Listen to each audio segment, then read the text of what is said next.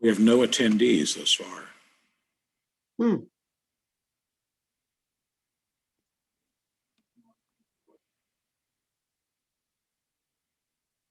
That I see, unless Amy isn't letting them in, but I think they would still be stacked up ready.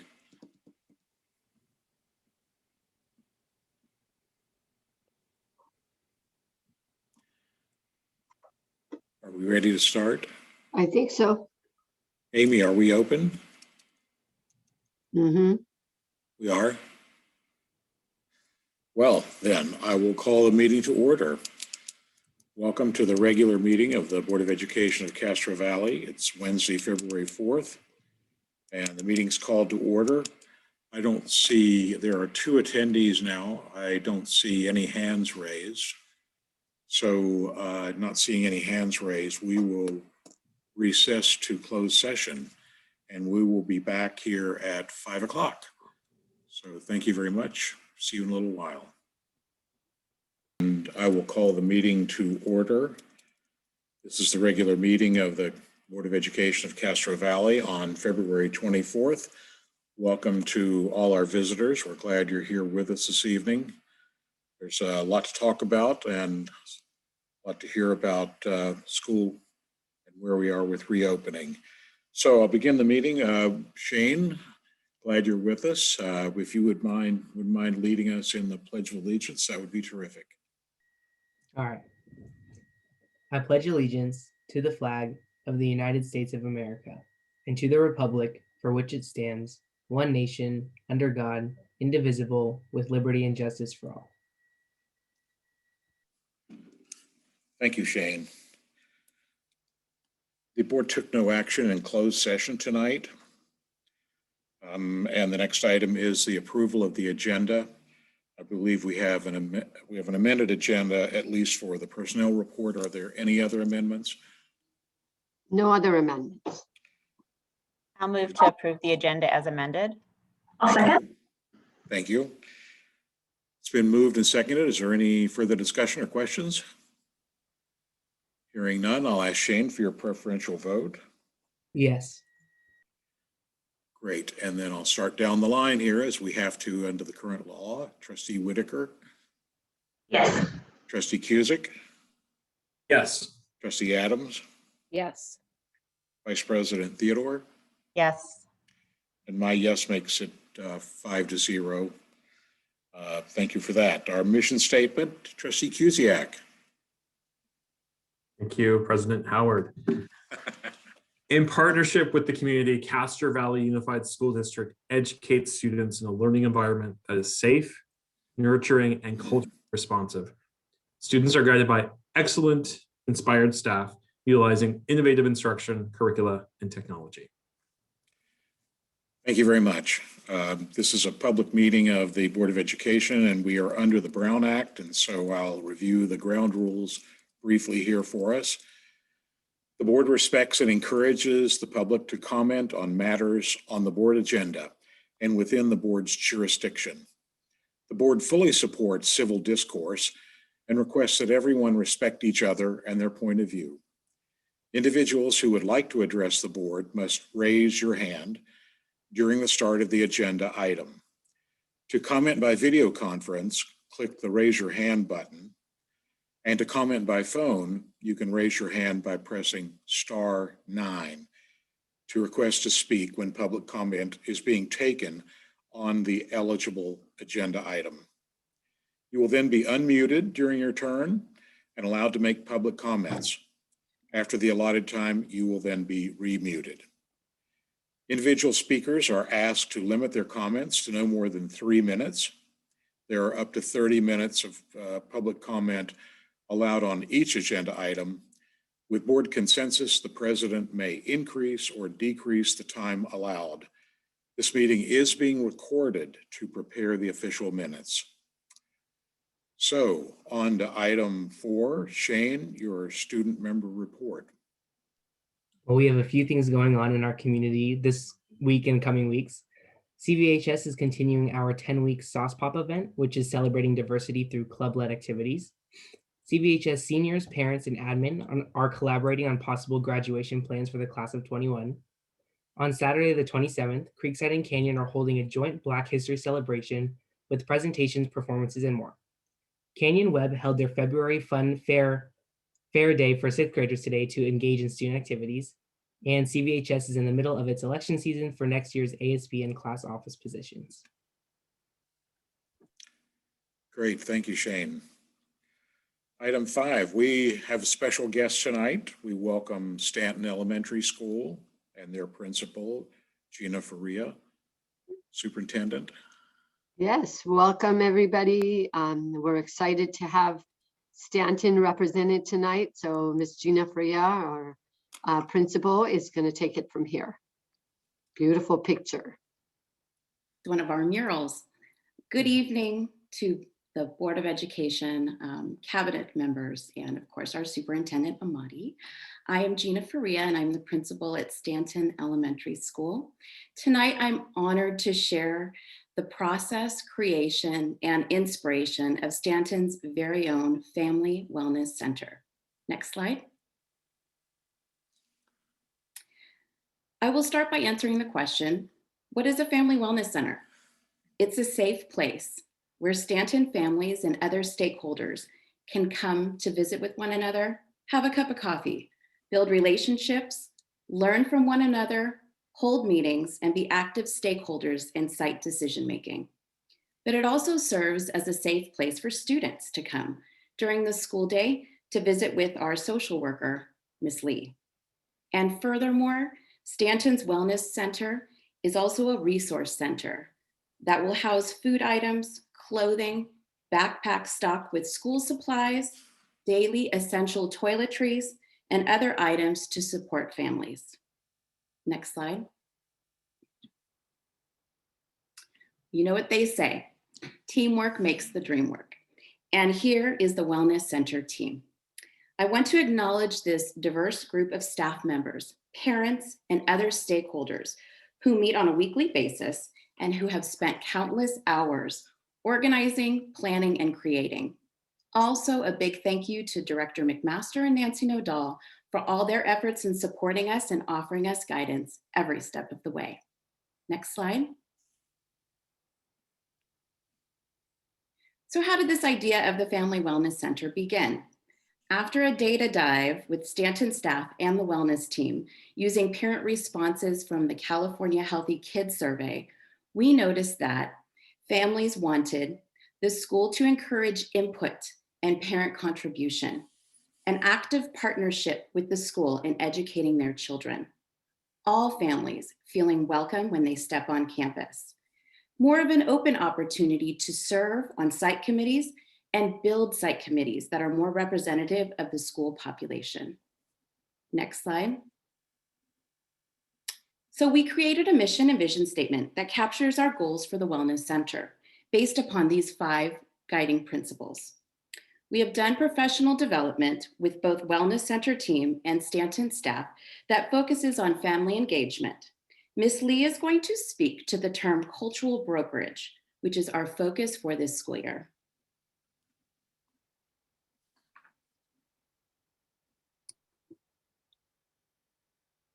Hello. Can you see me? Oh, thank you, Ms. Faria. I feel honored to speak here.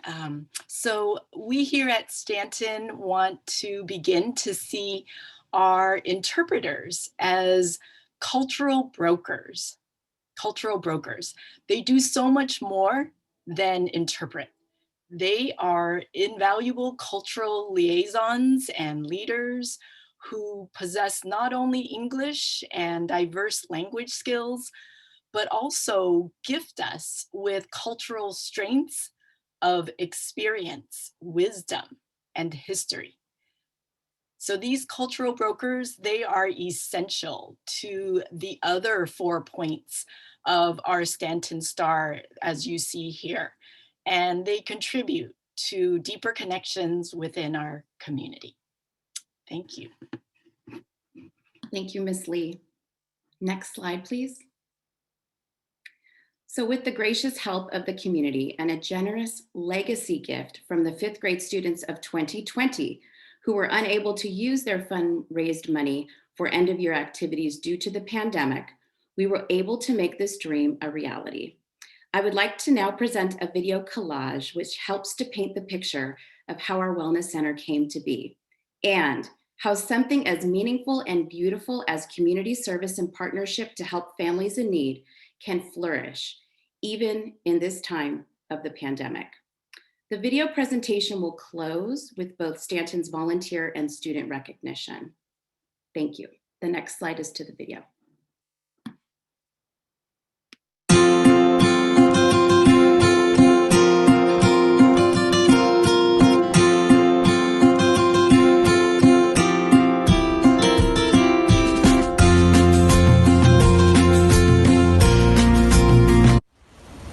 Hi, my name is Chrissy Becerra, and I'm a parent as well as an employee at Stanton Elementary School. I'm Brianna Stanton, class of 2020, and I currently go to Canyon Middle School. Fifth grade is such an important grade as students transition to middle school, and we wanted their last year at Stanton to be special. With that being said, we created the Fifth Grade Affairs Committee. We met monthly to discuss fundraisers and special activities. We had huge goals with great success. We're thrilled to provide Stanton with their first legacy gift. Along with the generous monetary donation, we are able to provide families with these essential basic toiletry bags. You can get this through our Family Wellness Center. Here's Ellen and her son Mateo to talk more about our fifth grade goals and fundraising efforts. Thank you. Hi, I'm Ellen Martinez. And I'm Mateo. Last year, Stanton's class of 2020 fifth graders raised over $7,000 in fundraising profits through dine-outs at places like Nations, The Habit, Mod Pizza, and Panda Express. Stanton's class of 2020 fifth graders are able to donate $5,000 to the Wellness Center being created at Stanton. Woohoo! Hi, I'm Teresa Virgen Torres, and I'm a parent of a fourth grader at Stanton and this sixth grade student at Canyon Middle School. Hi, I'm Mia Virgen Torres. I graduated from Stanton last year in class of 2020. We were part of the Fifth Grade Affairs Committee, and although the pandemic changed things, we're proud of our fundraising efforts. It turns out so much money we raised went unspent. As a graduate, we get to do a lot of activities in our final year. I wanted the money we raised to be used as a gift for future students. And that's exactly what we did. The committee donated all the remaining fifth grade funds toward our new wellness center. These backpacks will be part of our new program to ensure that students have what they need to be successful Stanton Stars. They include things like markers, highlighters, pens, pencils. And in fact, we just had our very first family wellness event on February 17th. We're proud to be part of this legacy gift. Thank you to our fifth graders who made this gift possible for so many future Stanton students. Proud to be a Stanton Star and proud to be part of the Castro Valley Unified School District. Así es, Mia. Orgullosas de ser parte de la comunidad de Stanton y del Distrito Escolar Unificado de Castro Valley. I have been hanging out with Castro Valley Unified School District family for about 15 years. Why? Because the administrators and educators has entrusted me and given me the platform to do what I love to do, help, learn, and continue to show love of people. When Mrs. Faria offered this opportunity of being on this task group, I was not quite sure what to expect or what I can do to help this team. Our first meeting right before Thanksgiving, I still could not see where I would be of any assistance. Then I got it. The team she put together is awesome. In the small amount of time of us being together, we all bring something different to the table, and yet our goal is the same. The dynamics of the group is positive and sincere. Though we are starting slow, we have faith we will grow. I firmly and honestly believe we all should help each other. Not because you can say, I did, but because you want to sincerely and humbly help your brothers and sisters. The benefit of helping those in need, for their needs, for our needs. The Wellness Center will be operating soon. Food, books, games, and fellowshipping with each other, etc. I am looking forward to opening the Wellness Center, helping people and our team in a variety of ways. I grew up in a small town called DeRidder, Louisiana. during segregation. We were not rich, but our elders taught us how to love and help others. My grandma used to use this analogy a lot. If we were complaining about something, quit crying about the holes in your shoes, walk around the corner and meet the man with no feet. That stuck with me, that stuck with my family, and on all sides, because on all sides, we believe we can and we should help. Thank you. The students that worked on creating a flyer that was distributed to families at our Wellness Center pickup. We wanted our Stanton community to know that we are all about spreading kindness and love. Student Council looks forward to helping out with our Wellness Center when we are back on campus.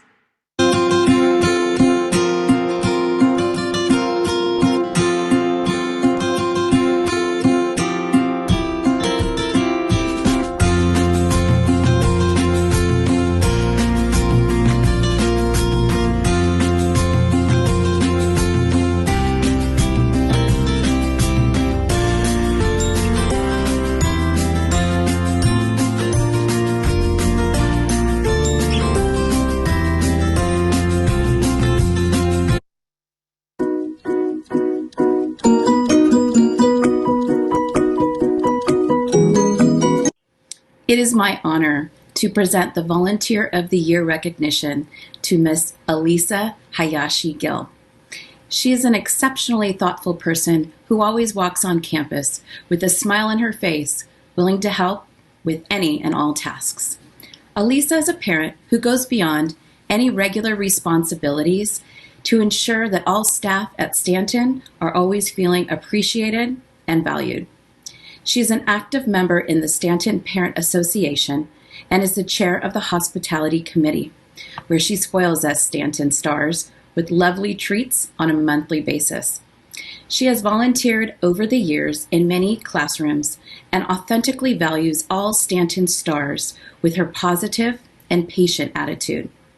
This year, she has really gone to town with her Cricut machine, decorating plexiglass around campus with Stanton Strong icons.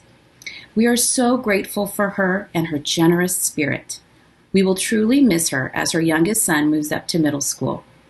Thank you, Elisa. From the bottom of our hearts, you are truly one of Stanton's finest shining stars.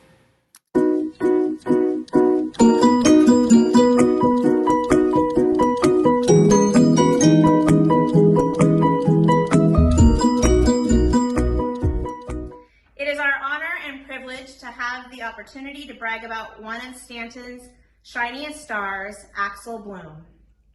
Simply put, Axel is an incredible human being. He is intelligent, optimistic, and has the biggest heart. Axel's intelligence is a gift. He can often do things in his head, as he humbly says with a smile, "I just can." He loves the problem solving and its experiment aspect of science. When he does face a challenge, Axel pushes through and perseveres with a can-do attitude and a smile. Axel is always willing to go the extra mile to help and support others. When anyone needs academic assistance, he is the first to volunteer. Axel is also a gentle, patient, and loving big brother who always makes sure to include his brother in our games, stories, and fun. Axel's support extends beyond peers and family to the adults in his life. There have been many times during distance learning where he pops on early or stays on late to encourage and compliment us. One more thing that sets Axel apart is his sense of humor. He loves a good joke, and not a day goes by that he doesn't bring a hearty laugh to us all. The world is a better place because of Axel, and we are so lucky to call him a Stanton star.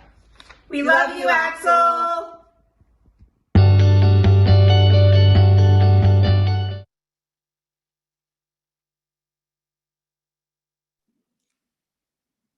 It's a terrific report. We appreciate that. I was wondering if any of the board members have comments they'd like to make. Lavender, please. I really enjoyed this presentation. With the pandemic and seeing what everybody's going through, seeing everybody band together and work together to bring so many good things to our community and help each other out. It's not only is it a breath of fresh air, but that's a really great wellness center. I mean, supporting well-rounded through everything that you're doing. I'm really glad to see that taking place. And looking at the videos, talking about it, I love seeing our teachers and our staff with their families. This is who we are now. This is us in pandemic timeframes, working together, being together, and accepting us for who we really are. And I really appreciate that. And just want to send a big thank you and congratulations to Alyssa for all the work that she does to support Stanton. And Axel, you just sound like a very well-rounded young man, and I'm so looking forward to see what you do with your future. And with that, thank you so much for sharing with us today, and we're looking forward to the great things that you continue to do. Thank you, Gina. Dolly?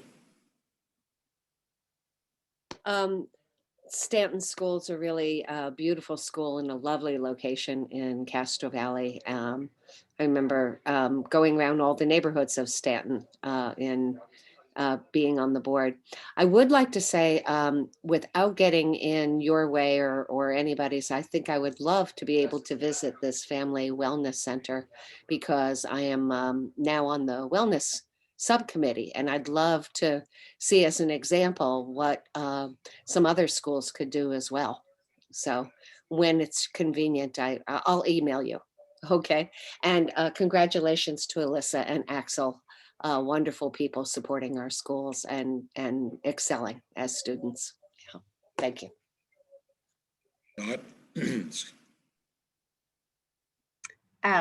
Thank you, Ms. Faria, for this wonderful presentation. It's nice to see your face.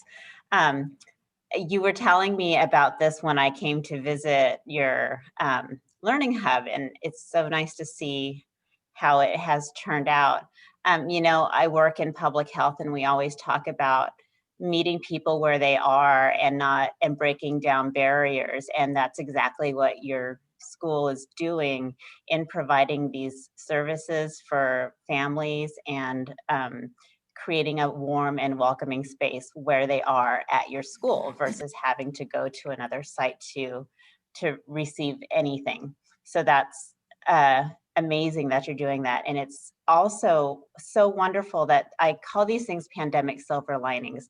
This is a student-led initiative, and they worked so hard and they funded this project for your school, and it's just wonderful to see that giving start at such an early age. So thank you very much. Oh my gosh, and I was almost in tears when I saw Miss Stone in your video. She's one of my favorite people in the whole world, so please share my hellos with her. Thank you. Michael?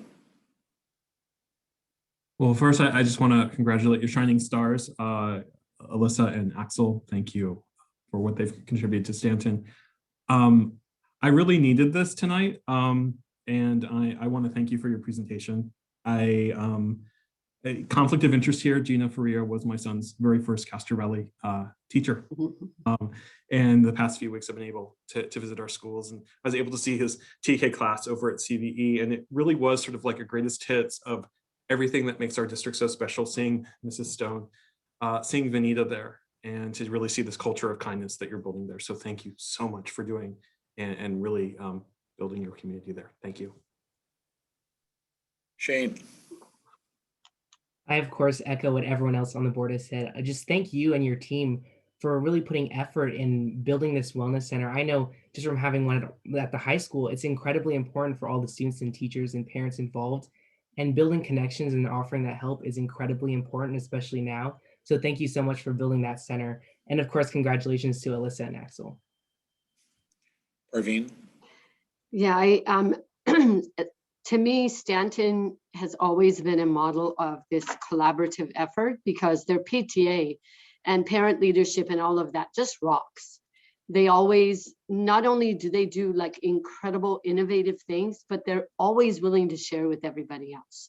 And again, tonight, this is like when you talk about a community coming together, student, families, and staff. to create that wellness center and all of the things they do. So just congratulations, and the 5th grade students with their service learning. The other piece I noticed in what you just shared today, and what I know you're doing, is the really like practicing what MTSS is, multi-tiered system of support. That isn't just at school, it takes everybody, including the family. So it's just a great model, and leveraging all the resources that we have throughout the district. So I want to thank everybody. And I know that Trustee Theodore talked about Miss Stone. I just saw her and I'm like, oh my gosh, were you lucky to find her? And you already knew her. Then I remember that you worked with her before. You know, if we honestly, when she was speaking, I was thinking, if we had a city that had like I don't know, some sort of an award for a community member, Miss Stone needs to get the first one, because she's absolutely incredible. So I want to thank her for that. The presenters, the students, Axel, congratulations. I love what they said about you. I just can attitude. I love that, and your sense of humor. And thank you, Miss Hayashi Gill, for all of your support. I'm sure middle school would love to have you. And I want to say to Axel, it's so wonderful that not only are you excelling academically, but you are a gentle, patient brother. As somebody who had 3 brothers who were absolutely gold stars and very supportive of me, I can tell you it's going to go a long way. So thank you. Thank you, Gina, for your leadership. Well, I get to go last, and that means a lot of good things have already been said, and I agree with all of those. This is clearly a really terrific idea, and I think it's fabulous that the students really developed this and ran with it. It's great. I also agree, Miss Soames, I think her name is, the community volunteer. You know, she's clearly the secret weapon up there. We're lucky to have her. The kids made great comments, that they're very articulate. And congratulations to Alyssa and Axel for all their great work, both of them. My last comment is that I think that the mural that you showed at the first opening slide is really fantastic, and would make some part of it would make a wonderful logo, new logo for Castro Valley Unified, which our logo is pretty dated and worn these days. And I think that one would be a beautiful start on getting us into the 21st century with that. So thanks to you and all of your colleagues, your parents, the teachers, the students. Great work up there at Stanton. Thanks so much. We're happy to have you with us tonight. So we'll move on now to item number 6. And I did see that Robin is there. She is. Welcome, Robin. We're glad to see you tonight. It's my pleasure to be here. CSEA Chapter 52 and is busy as well. We've been in the trenches with negotiations. Our MOU is completed and will be finished voting upon this evening at midnight. No, I'm not going to stay up tonight and look, but first thing in the morning, we will know if it indeed is ratified. I do want to nitpick 2 little things. And one is, I really appreciate the trust and thought and the unwarranted promotion, and especially for those people that are listening and are seeing my title in the agenda. I am not president of CSEA. I am only president of the Castro Valley number 52 chapter. And yes, I am a Ms., not a Mr. But in the world of the realm of possibilities, little tiny stuff. But I do want it to be clear. one of the things that has also been a piece of pride for Castro Valley 52 has been the working relationships and the pride in the proposals, the planning, and the rollout of what Castro Valley Unified looks like when we come back. There has been so much hard work that has gone into that on so many levels. When I see other districts and the difficulties they are having, just even to get the first pieces of paperwork in, it really makes my heart happy that we have done the work that is needed to be done. We have lots more to do all the way around. I mean, we're not done yet, but to know that our plan for reopening has met the standards required, has met the timelines to be in, has also is a live and evolving document, has been of major help and of calming for many of our CSEA members and our Castro Valley classified employees. All I can say and really have is my thanks, and we look forward to going forward and making things happen that need to happen. So thank you, President, and I appreciate the time this evening. Thank you, Robin. We appreciate your comments. We'll move on to CVTA. I do see Mark. Welcome, Mark.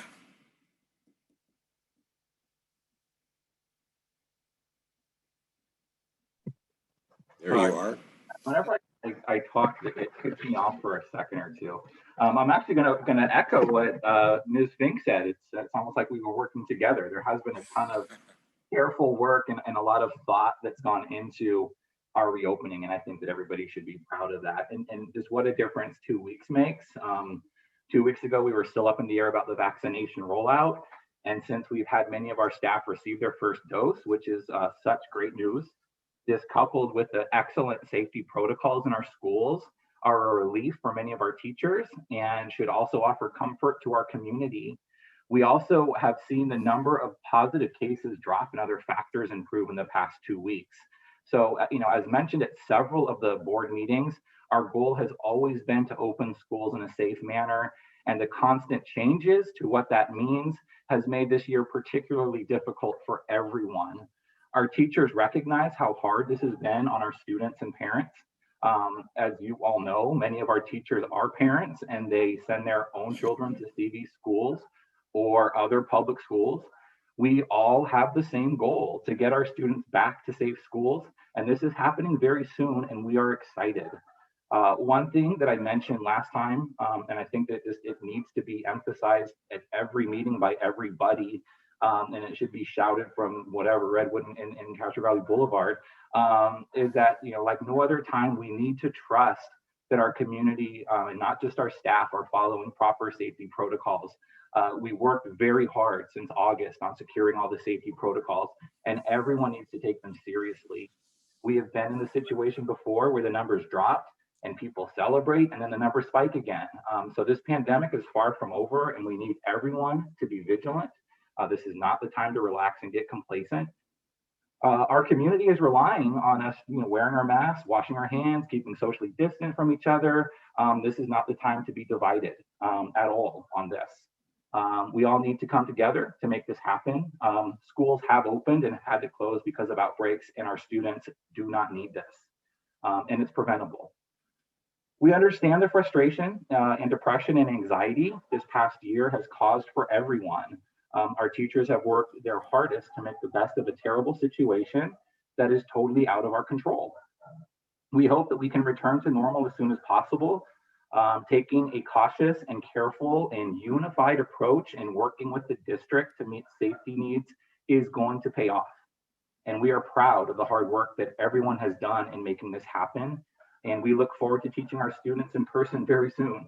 It's been a long time, and I know that many of our members are so excited to get back into the classroom. So thank you very much, and have a good evening. Thank you very much, Mark. And I think we all agree with you on the fact that we're all in this together and that we all need to do what we have to do to make everybody safe, ourselves, our families, and our friends, and our community. So do we have any, Amy, I'll ask you, put you on the spot, sorry. I don't see any hands raised for items that might be not on the agenda. That's correct. Oh, well, we actually just received one. Okay, so we will be happy to let that person in. Please note the board can listen, but for items not on the agenda, we cannot discuss or take action on the issue presented to comply with the Brown Act. So welcome. I don't see the name, but welcome to the speaker. Sorry, it's Anthony Solis. Anthony, welcome. Hi, so I'm actually representing Castro Valley Little League, and I'm the president of Castro Valley Little League, and I've had some communications in regards to getting back on the field. So we and other sports groups, we've been in there and met with you guys before. We rent the fields pretty much year round. Baseball rents for 6 months out of the year. We just got notice that we can open up Little League and start resuming practices, starting competition as early as February 26th. We're in the forming phase of our league right now. So we're looking to start practices March 12th. The conversations that I've had have been fields won't be rented out until we are in a red tier. So with the new announcements and all the new guidelines that were set out last week by the governor, we were hoping that that would be looked at and maybe updated. I know that high school sports is now set to resume. So I just wanted to put that on everyone's radar. The conversations I've had with Mrs. Torres, I believe, she really hasn't gotten any updates other than we can rent the fields when we're in a red tier. So that's all. Well, Anthony, we can't respond to that, but I think that if you were to listen to the superintendent's report that's going to be coming up soon on the agenda, that there may be some information on there that is applicable to your case, and then you can follow up with the administrators here in the future. So thanks for your comments. And our next item on the agenda is for us to take a 5-minute break. It's now 5:38. So how about if we're back in at 5:45? It'll be a 7-minute break. Okay, thank you very much. See you in a minute.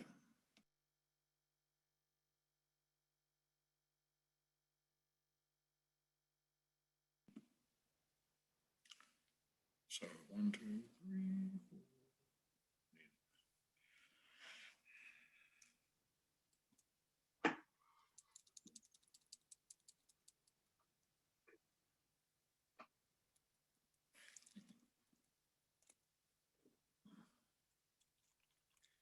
So we are back.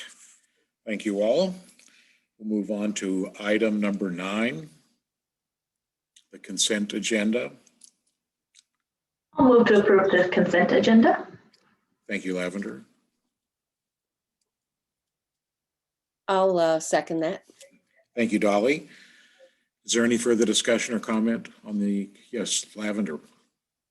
I just wanted to say there are a few policies that have been updated, and I just want to thank Parveen and Dot for their continued work on equity. That lens has been throughout on the board policy subcommittee for the last 4+ years, and I'm really appreciative of the way that we're heading and moving. So appreciate that lens from both of you. Thank you. Same here. Yeah, thank you, Lavender. I think that's really a good comment. And also I'd thank you and Dot for all the hard work on doing board policies. This is not the most fun thing in the world to review board policies, but it's really important that we do that. And you guys have done a great job on that. So thank you for that. Are there any other comments or questions on this item? Hearing none, I'll ask Shane for his preferential vote. Yes. Thank you. And then starting around the room, Lavender? Yes. Michael? Yes. Dolly? Yes. Dot? Yes. And my yes makes it 5-0. Thank you very much. The motion is carried. We'll move on now to item 10, the report's discussion and action items. And the first up, I think, is one that the superintendent is really interested in, and all of us. I do want to read a short statement before we start here regarding, I suspect there might be a number of people who want to make comment on this. Individuals who would like to address the board must raise your hand during the start of this agenda item. No new speakers will be taken once the presentation ends. At that point, the board will determine the number of public comments and increase or decrease the time allowed for public comments. We want to give as many people the opportunity to speak as possible, but we do need to get on to other business tonight as well. So thank you for understanding, and we look forward to hearing from the superintendent now. Thank you. Let's see, let me just make this larger so I can see better. All right. My apologies, I'm trying to do, okay, here we go. Fit to window. I'm doing something with my Zoom that's not working really well. Hold on one second. Let me close a couple of things. My apologies. Okay, here we go. If you can give me just a second, I'm having technical difficulties here.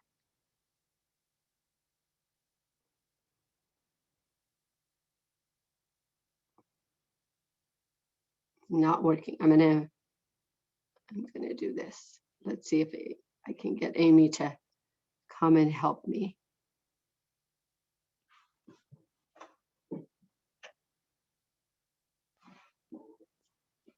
Okay.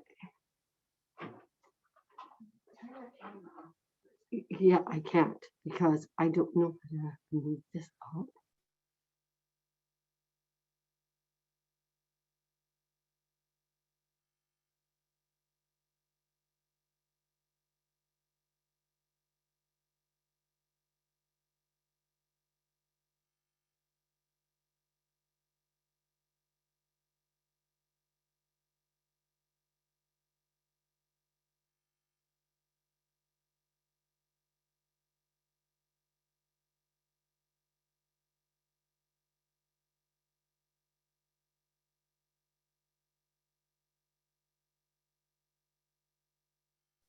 Not a good time to have technical difficulties, but we'll figure it out. Poor kids. So before I get started, I do want to say that I really appreciate the, I know that Trustee Whitaker was talking about our work, but it's a great team working on the policies. And from the comments that I see from both board members, I can tell you that they are very thorough and really thoughtful. So I want to thank you for that. And let me move this again. Hold on one second. It's still not working well. Okay, now it's better. Scott. So tonight's actually report is a bit long or longer than before, just because there's a lot of information. And I know I want to make sure that you have all the information that you need. So next slide. Trustees, if you have any questions as I go through, please feel free to ask during the presentation as it's long. So tonight we're going to cover the current health conditions, roadmap to reopening timeline, governor's plan and legislation, county guidelines, guidance and requirements, CVUSD's reopening phases, current reopening timeline, vaccination update, child nutrition and transportation, standardized assessment, graduation and athletics. So I know this is all on your mind. So next slide. So here it is. Every time I look at that picture, I'm really hopeful and happy because I see it going down. Obviously, we're always looking for, the best scenario. And I have to say at this point, things are looking really positive. As you see, it's 9.5, but that's not the only number that they look at. And one of the things that I think I'm getting a better handle on as we hear more from the health department is that, the categories that they actually use, some of it. So you might look at another county and say, well, they have this many numbers. How come they're in red and we're not? Because it depends on the, I forget what they call it, maybe Trustee Theodore, you can remind me. It's the health equity metrics that they actually use, right? So we were very close, but we're not in red yet. But we will soon, hopefully, if everyone keeps doing exactly what they have been doing. Next slide. So we put this together because, sometimes we're asked, well, how come we're not doing this? Why did we do this? How did this go? So our brilliant Ms. Kayer actually put this together for me when I said, I just want kind of the roadmap. It's great. So, well, it'll be posted on as a part of our agenda. So anyway, but if you look at this picture, you will see that, for example, in August, we were in purple. And, the state announced the color-coded tiers at that point. We didn't have that before then. And then they said that schools can open only after we're red for 2 weeks. Then on September 2nd, very soon after that, Alameda County announced the TK6 waivers that we were able to apply for. But they also said it's going to be very difficult to get a waiver. On September 22nd, we went into red. So we were all very happy. State announced Alameda County is in red. October 1st, the state announced starting October 12th, that we can open if completed reopening plan and no more waivers are given. And then we went on October 1st, we were in orange. October 28th, the state announced starting November 9th, 7th to 12th grades can open if completed reopening plan. And we're still working on our plan because the county is still helping us kind of put it together. November 16th, we went into purple. State announced Alameda County is back in purple. Then December 4th, the state announced new regional stay-at-home orders, as you remember, until January 2021. And January 7th, Alameda County expected states to extend regional stay-at-home order. Again, January 13th, we were still in purple. CVUSD Board of Education concluded that the district will open once in the red tier for 2 weeks. And then on January 28th, the state announced new guidelines for in-person instruction, allowing schools to open once 25 cases per 100,000. So all that changed. And we were in the purple tier. On February 22nd, state finally updated their reopening guidelines and we are still in purple. And then February 1st, we had our MOU approved. And then on February 24th, Alameda County actually today updated the chart, and we are, or yesterday, and we are still in purple, but soon to go into red. So I hope that kind of provides a background for all of the ups and downs we've had and all of the different guidance that have come our way. So it's changing every other week almost. So next. So the governor's plan, everyone's asking about that, and legislation. So schools can open based on his plan for in-person instruction in the purple with the following conditions. We have to have masking, social distancing, and PPE. We have to have our approved agreements with our unions. We have to have a safety plan, COVID safety plan, CSP, completed and posted at the state. Testing cadence is twice per month in purple tier and once per month in the red tier. And funding is provided if reopened by March 15th. This is the governor's plan for elementary and TK-12 and special education by March 15th. Now, the legislature is actually now voting on that plan, but they haven't agreed to that timeline or some of these things. So although that was the governor's plan, it has to still go through that process, and there's still negotiation. And one of the things that is included in there is once you open, you must stay open throughout the year, regardless of the tiers, to receive the funding. So they have set aside funding to give to school districts in order to support them. And then they're discussing the plan, and we are hoping to have the approval soon. Next slide. So county guidance and requirements. Excuse me, So- Parveen, we have a question from Mike. Yes. Sorry, Parveen. If you could just go back to that last slide. Sure. And just to clarify one thing, must stay open through the school year regardless of tiers to receive funding. Are we just talking about the current school year, or is that school years? Yeah, this school year, This till school the end of the school year. So for us would be the end of May. Yeah. Next, good question. Must have, so for the county, we have to have our reopening plan, which we did, and it has to be confirmed by the county and has to be posted. Social distancing, masking, that's all the same. Schools could reopen 5 days after the county enters the red tier. And today, again, we had our superintendent's meeting, and every other week we have that about a couple of hours with, besides every Thursday with the health department, but we had Dr. Moss in there as well. So today's update was that based on information from today, that schools can reopen 1 day after the county enters the red tier, but that is because the lag time before they announce that you go from one tier to the next is 1 week, was 1 week until today.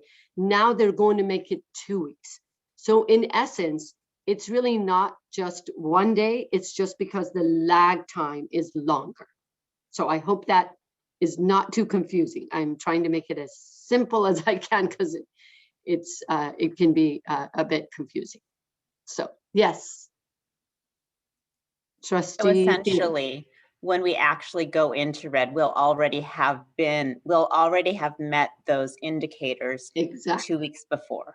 Exactly. So that's why really it's just, I'm not sure why it was changed, but that's just, and it's not at the county, it's actually the state.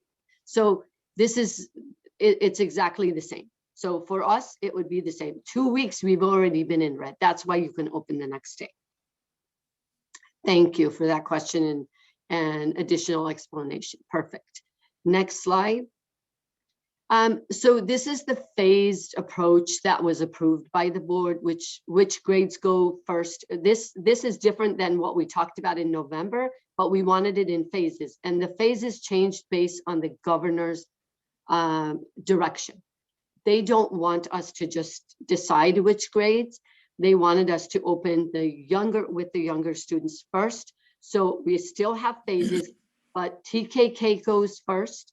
And if any of you are looking at this document from February, that's because it was a part of our letter. So this now will be updated with dates and put on the website once we finish tonight. So phase 1, week 1 would be TKK. Phase 2 would be 1 and 2, and then 3rd through 5th. And then we have 6th and 9th graders because they're basically the first time they're at their sites, and then the rest of the high school and middle school. Any questions? Next. Oh, Yeah, Shane has a question. Just one little quick question. Let's say we were to go into the red, would we just automatically go ahead with this reopening, or would we call an emergency board meeting to approve it? A good question. The phase reopening has already been approved, and tonight I'm going to actually talk about dates and get direction. So we would just, because we have our direction that it has to be more 2 weeks after we go into red, then we would just start. So we're actually going to let people know tonight, hopefully. Okay. So next, so I know there's a lot on here, but let me just go through it as simply as I can. So assuming nothing crazy happens and things change and that we are in red 2 weeks before this, we basically on the 15th and 16th of March, we have our teacher work days, because remember, our teachers have to now set up and transition. So during that time, students will have asynchronous, and this is for TK and K. And then on the 17th, our TKK students will start. The next week after that would be the 22nd, 23rd, the second and third grade first and second grade teachers and 2/3 combo. They will have their teacher work day. And then those kids start on Wednesday. So the students always start on Wednesday so that the teachers can have those days for those two groups. And because we're getting then at that point ready to go to spring break, we are working with our bargaining unit. There are asterisks by these, by 3 to 5 and the work days, because technically we would have the same pattern. With the same pattern, we would have the teachers in 3rd through 5th grade doing their work day on the 29th and the 30th, which then only gives kids 1 day. So we're working together to see if we can actually, our plan is to do it this way. So our teachers still have their work days, and then the students would start on the 29th, 30th, and 31st. And then we have spring break. And this is what I want to say. We have done a really good job as a country, as a community, getting better and better at this. And the reason we are getting so close to red and we're improving is because people actually listen. So during that spring break, we are begging everyone to be very careful and not congregate and follow the same guidelines, because when we come back, we want to still continue to be in red. So next, are there any questions on this one? No. Lavender. Next, yes. I just want to preface on this slide, this is just showing the work days and the first initial day. It's not showing the rest of the schedule. I just want to make that clear for everyone. It doesn't drop off. We don't have TK instruction. I just want to make that clear. Yeah, thank you for saying that. Absolutely. Yeah, I just wanted to kind of show the first days and the teacher work days. Next slide.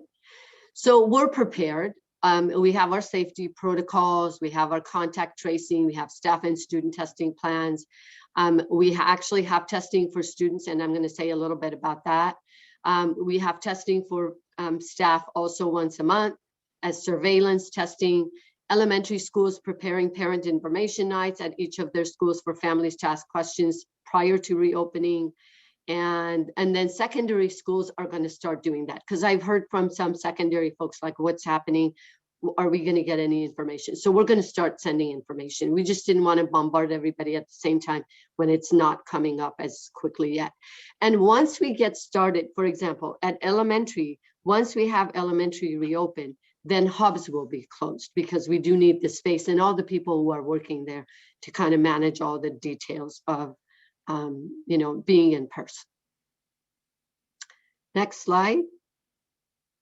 So I just wanted to share a couple of things from our surrounding districts of the ones in Alameda County. I know there are districts in Marin, districts in Contra Costa and San Mateo open in different places and some not. But for us in Alameda County, it would be Castro Valley when we open.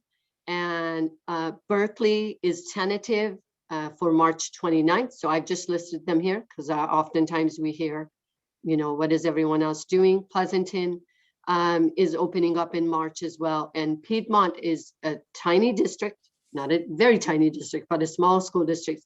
And they actually already opened. But no, you notice out of 18 districts, there are only 3 up here, and then we would be the 4th at this point. And there may be a couple of other ones coming up, but we don't have that information. Next slide. So vaccination. Everyone's been waiting for vaccination. I love this page because it actually shows what we have in Alameda County. So when you see the presentation, hopefully when you have a chance to look at it, it's on the county website. It actually shows the thousands of people who have gotten their vaccine, this first dose and the second dose. So very hopeful news. Again, thanks to all the health workers who are actually working behind the scene on all of this. And I know that this is one of the things that Trustee Theodore has been involved in for weeks. So we're just glad to see vaccination happening. And the best news for us is on the next page.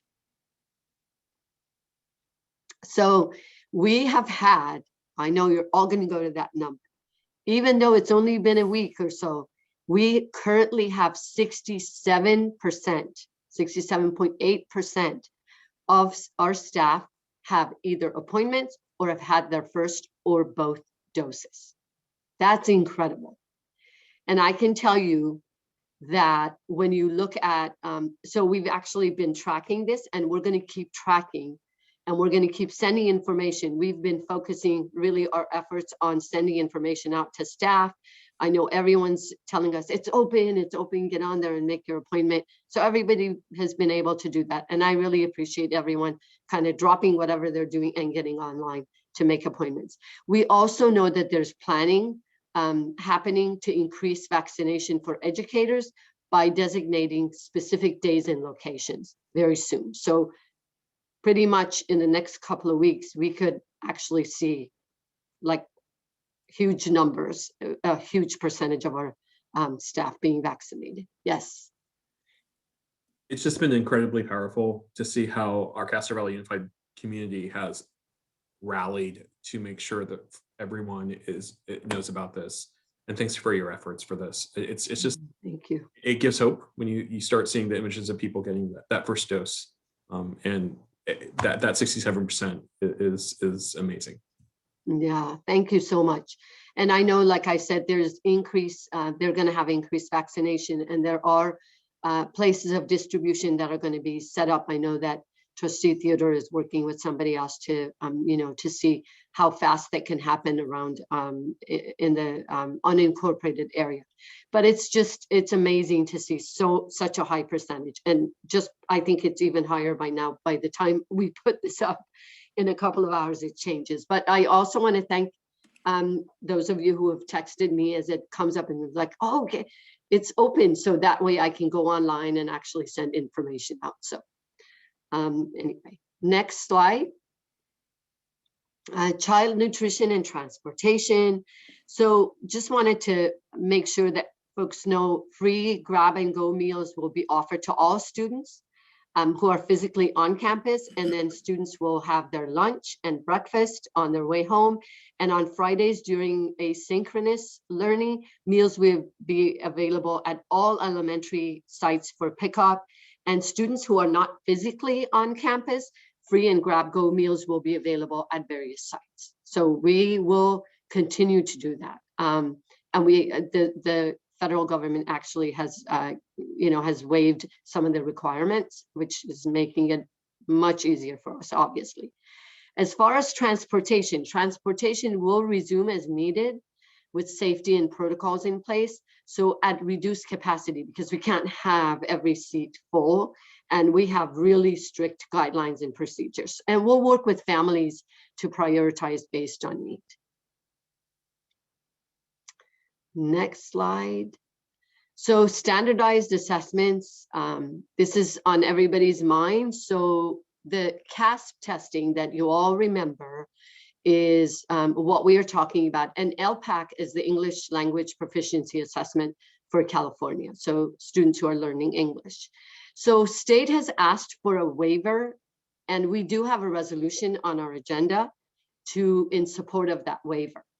But what I found out today is CSBA, the California School Boards Association, actually had a meeting this morning, and they were going to basically kind of decide what kinds of things they're going to ask the federal government for.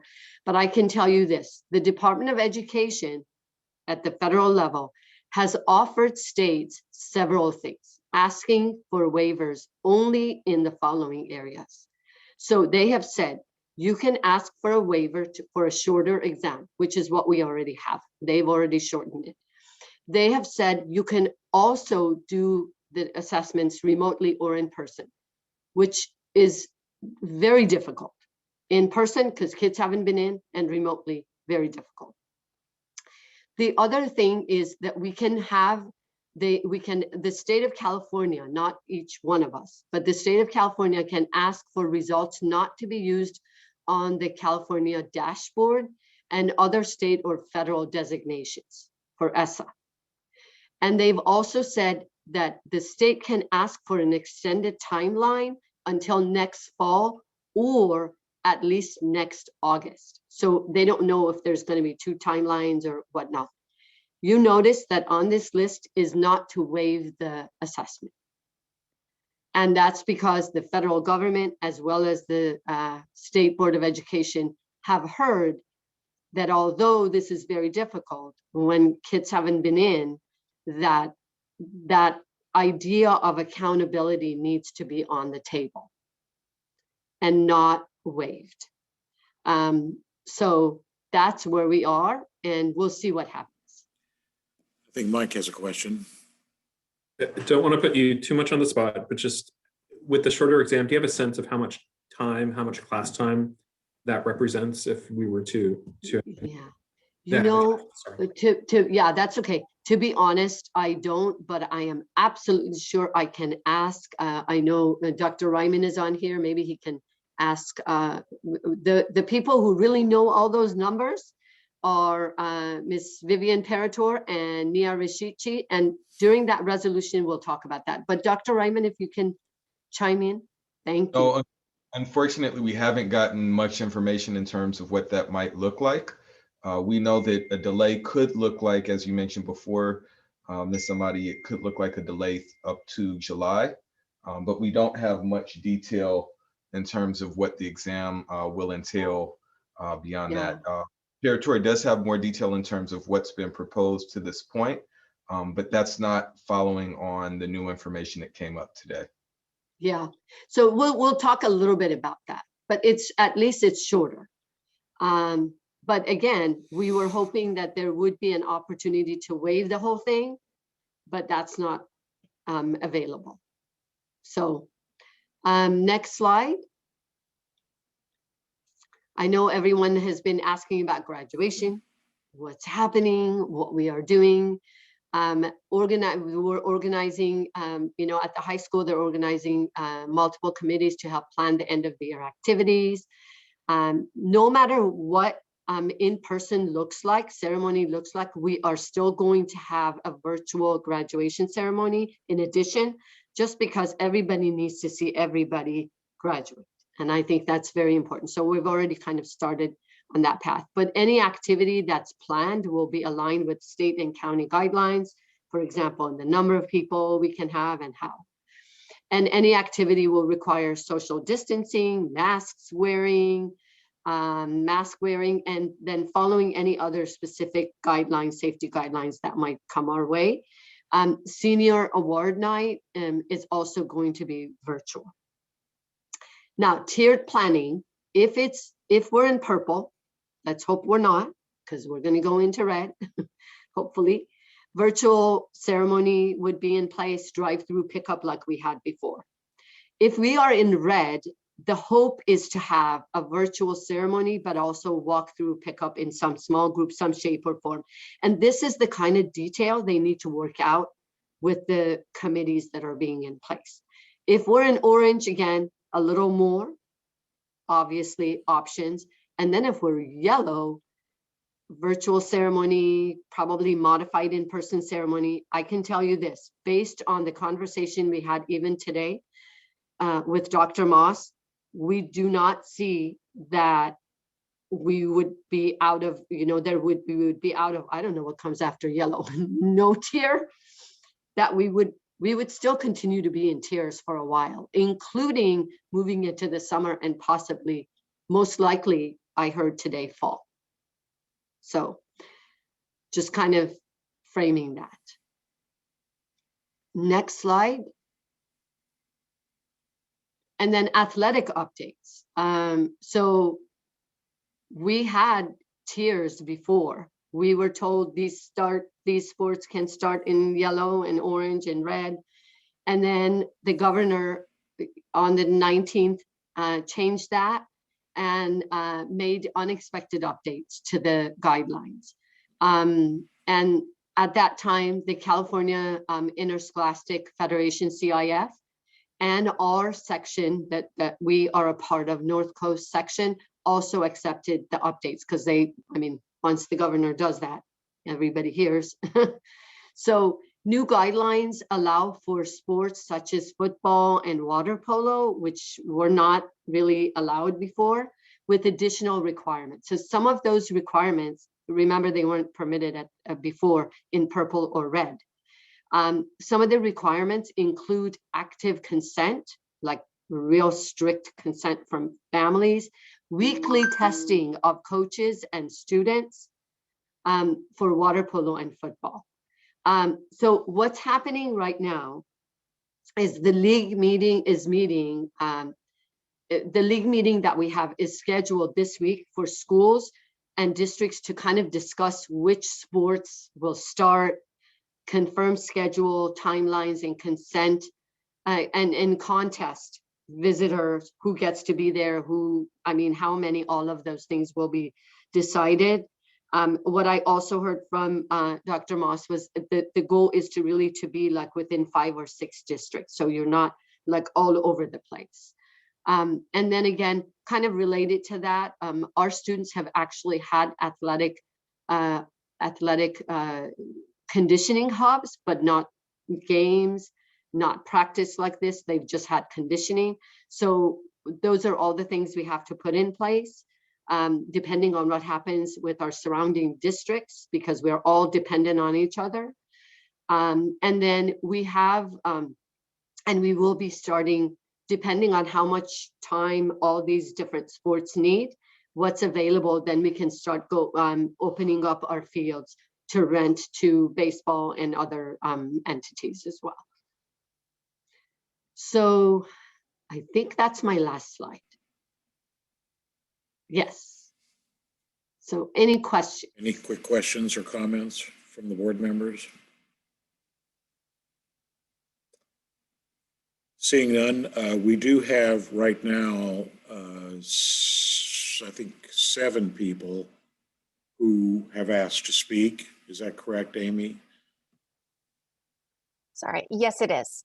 And I think we can probably, since there's 7, we can give them the full 3 minutes. And that'll be just fine. So we'll start with, I think Amber. Yes. Is at the top of the list. Yes, Amber. Amber, welcome to our meeting.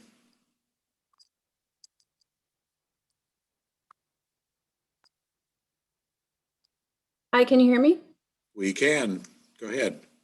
All right, good evening. I have seen my kids' mental health decline rapidly the last 2 months as distance learning has continued to stretch on unnecessarily. They've gone from happy and curious learners to depressed and reluctant students. They hate school, and my youngest just sobs through his Zoom classes. I request that you reopen elementary schools for hybrid now, as the science clearly dictates it is safe to do even in the purple tier. Transmission rates have been proven to be low in schools, and many teachers have already received their first vaccines, even though the science clearly states that vaccines are not a necessary precursor to reopening. You cannot pick and choose when to listen to the experts in science. The board listened to the science when it said to close our schools almost an entire year ago, and it took one late night Friday meeting to make that happen. Now it is taking months and months and months of debate to do anything. Please just listen to the science again, which is telling us it is safe to reopen. Please stop agreeing to the fear-based demands of the teachers union and renegotiate the elementary MOU to allow our kids to return now, as county and state guidelines allow, instead of waiting the 2 weeks for the MOU. Please do not agree to an MOU for secondary students that extends the return date past what is absolutely required by the county or state guidelines. Distance learning is not working, and this isn't, quote, just 1 year to our children. This will shape the trajectory of their whole lives and will forever change their relationship with education and learning. Please stop minimizing that by claiming the resiliency of children.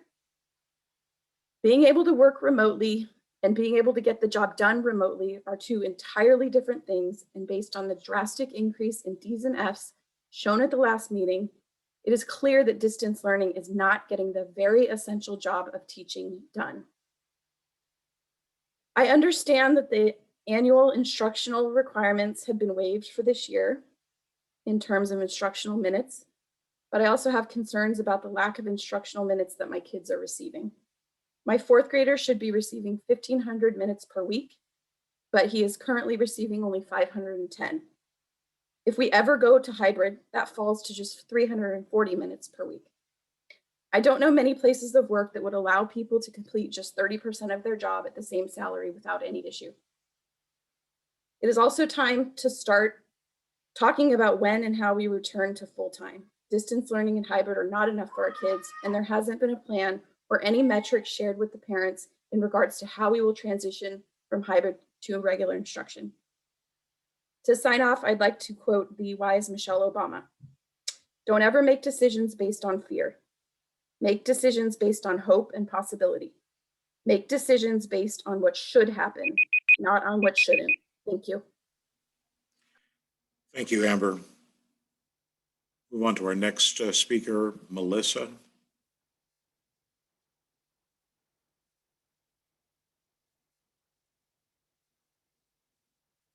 Welcome, Melissa.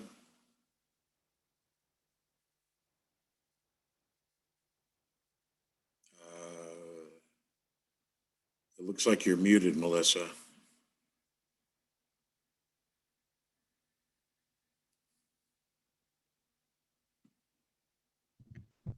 Hello. Hello, there you are. Welcome to our meeting. Hi. Yes. When our schools closed a year ago, we knew very little about COVID.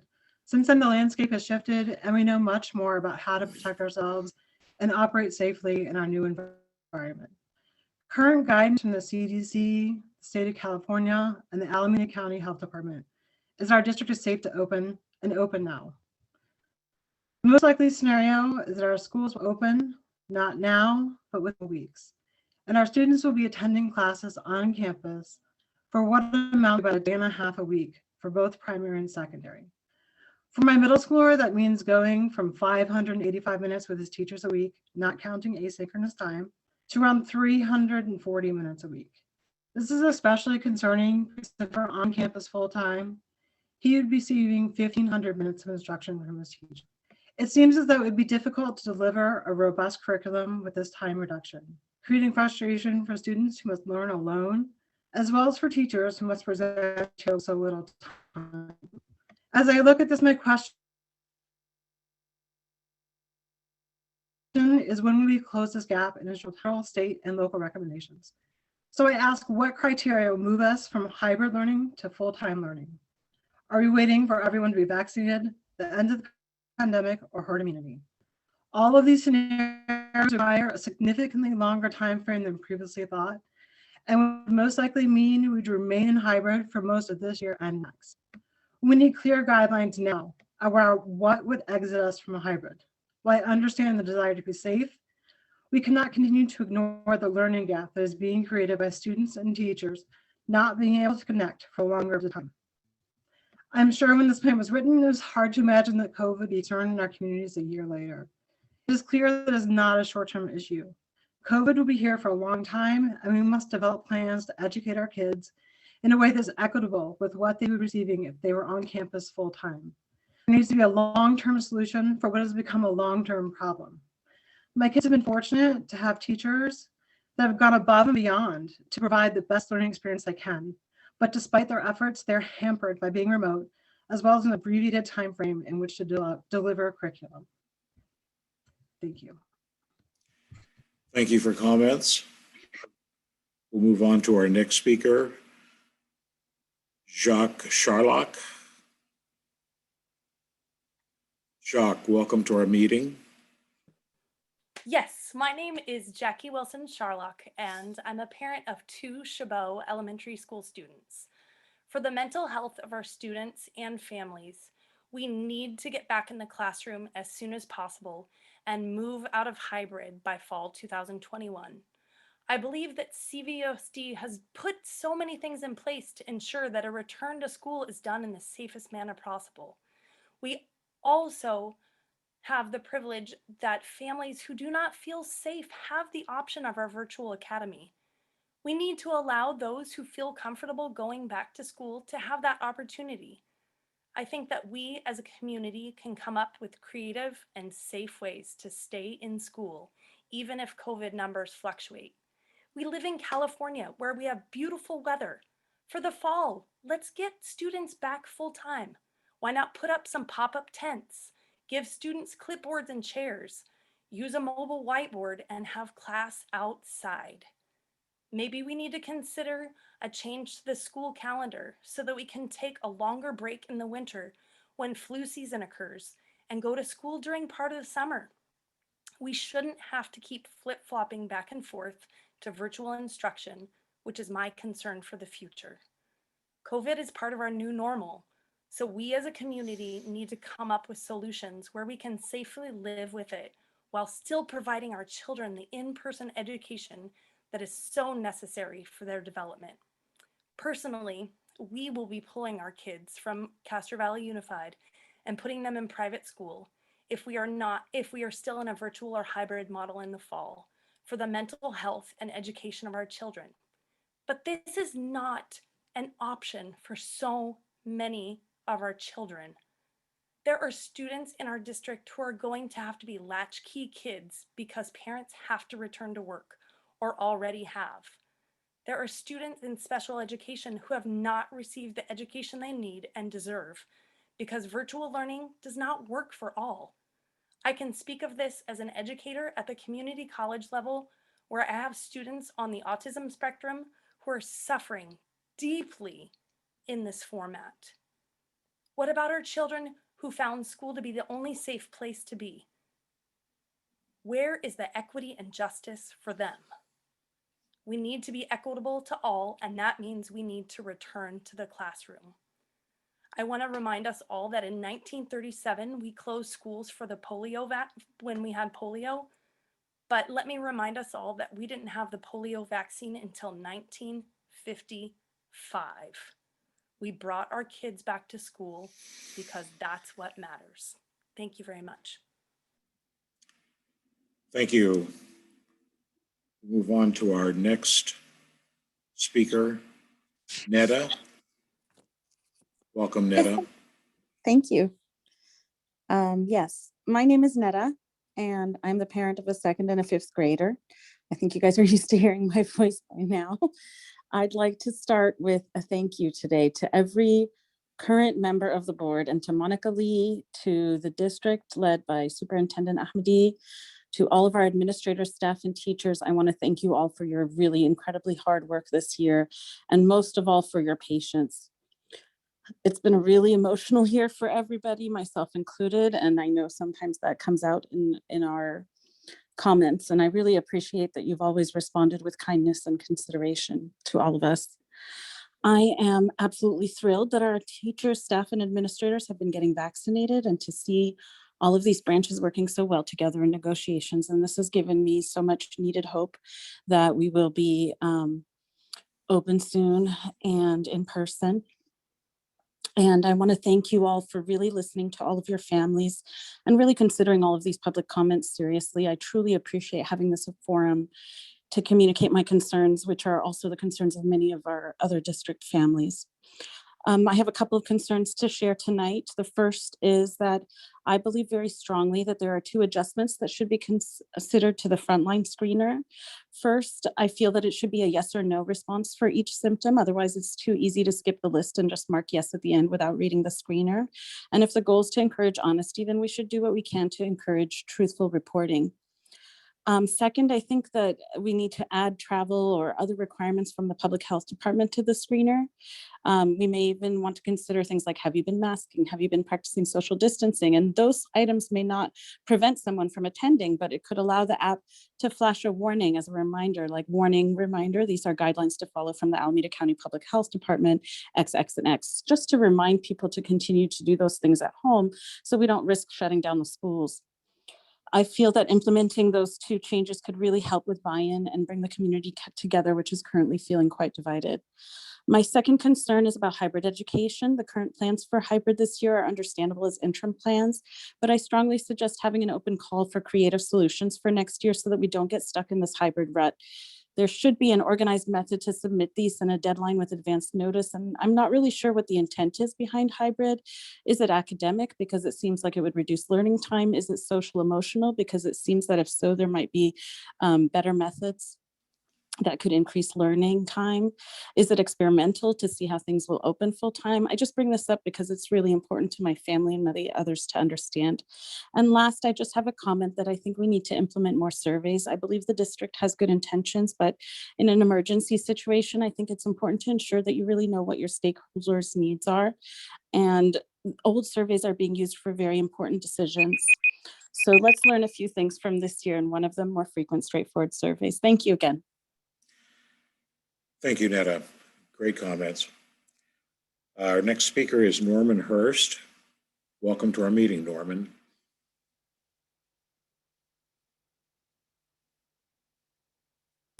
Can you hear me? Hello? Yeah, we can hear you, Norman. Go ahead. Thank you very much. And I'm a parent of a second grader and an eighth grader in the district, and I've spoken to you before, and I did put my hand up, but I don't really think I have anything to add. I just want to thank everybody for all their hard work, and it's wonderful to see everyone working together. It's great to see. Thank you very much. Thank you, Norman. Good luck with your two children this year. Our next speaker is Jenny, I think. Did I get that correct? No, she unchecked her hand. Sarita is our last speaker for this evening. Great, thank you. Welcome, Sarita. Hi there. Can you hear me? Yes, we can hear you fine. Go ahead. Hi, my name is Sarita. I'm a parent of two daughters at Independent Elementary. I just wanted to speak up and say thank you to Superintendent Amati, the board, and our school for all of their hard work and for working tirelessly around the clock for my children. A special shout out to my daughter's teachers, Mrs. Field and Ms. Santos. I truly don't know if I would have been able to do distance learning without their unparalleled support. And also a shout out to Mr. HS, our principal, who has been working nonstop to reply to emails at all hours of day and night, sharing helpful videos, tips, and reminders as we practice and ramp up to return to campus. With regards to reopening of schools, I am excited to be back on campus in a few short weeks. Do I want my kids back to school full-time? Absolutely. But I also realize that we are in a pandemic and that normal is not an exception nor an option. Once I accepted this, it allowed me to focus on a short-term solution and look for progress rather than perfection. I certainly do not want to paint a perfect picture because it is so very far from that. My kids miss their friends, and we have had our fair share of battles and struggles at home, and sometimes daily. I'm going to share a personal story that I've only shared with a handful of people. Exactly 4 weeks ago to the day, I lost an immediate family member to COVID. COVID shut down his organs and took his life in less than 1 week. And while I have experienced the loss of distant relatives and coworkers over the last year, this one was really close to home. With spring break around the corner, my biggest fear is that we are back to school in mid-March and that we see another surge that potentially puts our families, children, teachers, and community at risk. But despite this fear, I will continue to remain hopeful and optimistic that we will follow all safety protocols, avoid travel, mask up, and truly come together as a community with a shared common goal of getting our children back in school. Thank you for allowing me to speak and have a great evening. Thank you for good advice, Sarita. We appreciate that. Are there any other comments from the board or questions for Parveen on this item? Was that your hand, Shane, or were you adjusting your screen? Okay. Well, Parveen, or I was going to add something here. Yeah, Parveen. please. No, go ahead. Well, you know, this is sort of the culmination of our plan that we began back in August, and we refined all through the fall and the winter with a lot of input from a lot of people, a lot of administrators and a lot of teachers. And we've been on this plan and we've been working very closely. Parveen talks to the public health department in the county, who controls our fate, by the way. We can't do what they tell us not to do. But Parveen has been working very closely with them. And this is not an action item that we have here, but we are about to pull the trigger on what we all knew all along would happen at some point, because this is part of our plan, that when we hit this time, it would set in motion a chain of events. And I just want to check with everybody to make sure that we are all, it's not a vote, but just a head nod, a hand raise, a smile, or whatever, that we're on the right track here. And that we see that this schedule that Parveen has laid out is a good one. I don't see anybody. I see everybody thumbs up and smiles. So Parveen, thanks for, and by thanking you, I'm thanking indirectly everybody who had a huge hand in this. This is like a Cecil B. DeMille production with a cast of thousands. A lot of hard work and sweat and maybe some tears went into this. But I think it's a good plan, and I'm happy that we're at this juncture, that we're finally ready to move on here. And I think I see Dot would like to say something, I think. Yeah, thank you. So, we've been getting emails this whole year about why we're not opening and why we're not doing this and that when, the governor says this and people read this and that. This is a big deal. It's not just one thing. We can't just say, okay, we're all back in campus. There's been so much planning that has gone into this. And I actually teared up when I saw your slide, Parveen, about 67% of our teachers or of our staff have been vaccinated. It's been a really long year for all of us. And we've made some hard decisions. And I'm so glad that we are at this point where we're at the door. We're at the door and it's going to happen soon. I'm really happy.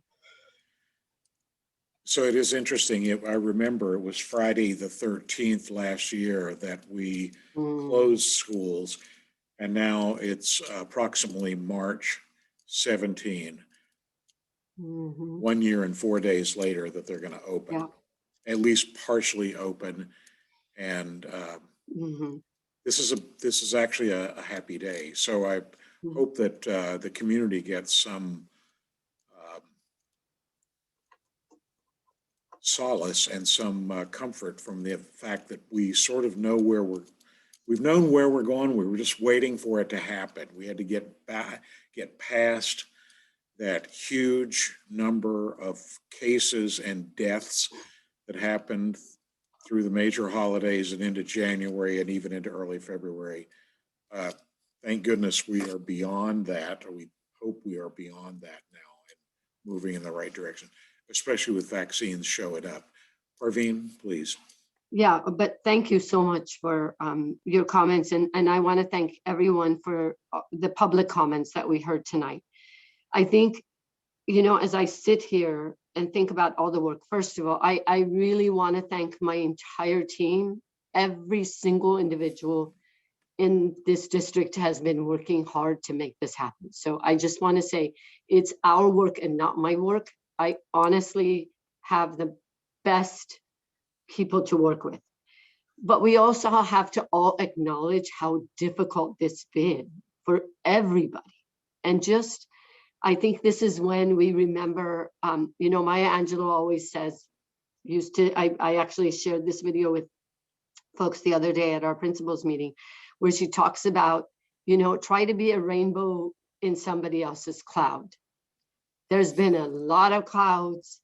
And I think throughout this time, I've noticed how everybody is trying their best to be somebody else's rainbow. So I want to thank you for your support. I want to thank the community. I want to thank our students, our families, our staff who's worked so hard.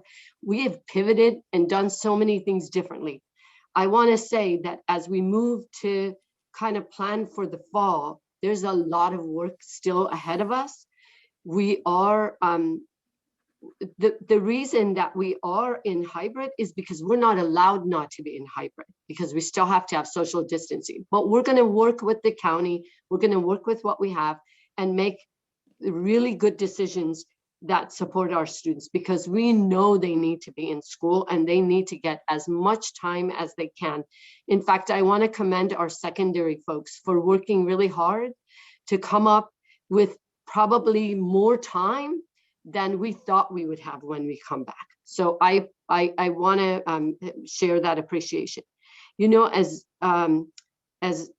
President Howard, as you started talking about when we close schools and March 17th, actually, if you remember, Lana, one of our students, we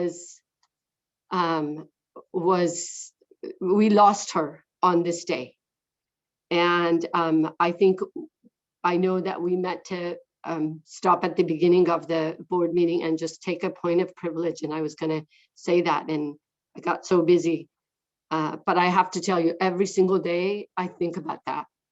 And that's just us. I can't even imagine what her family and her friends and sister are doing. So I want to ask for us to just, for a few moments of silence, to think about the family.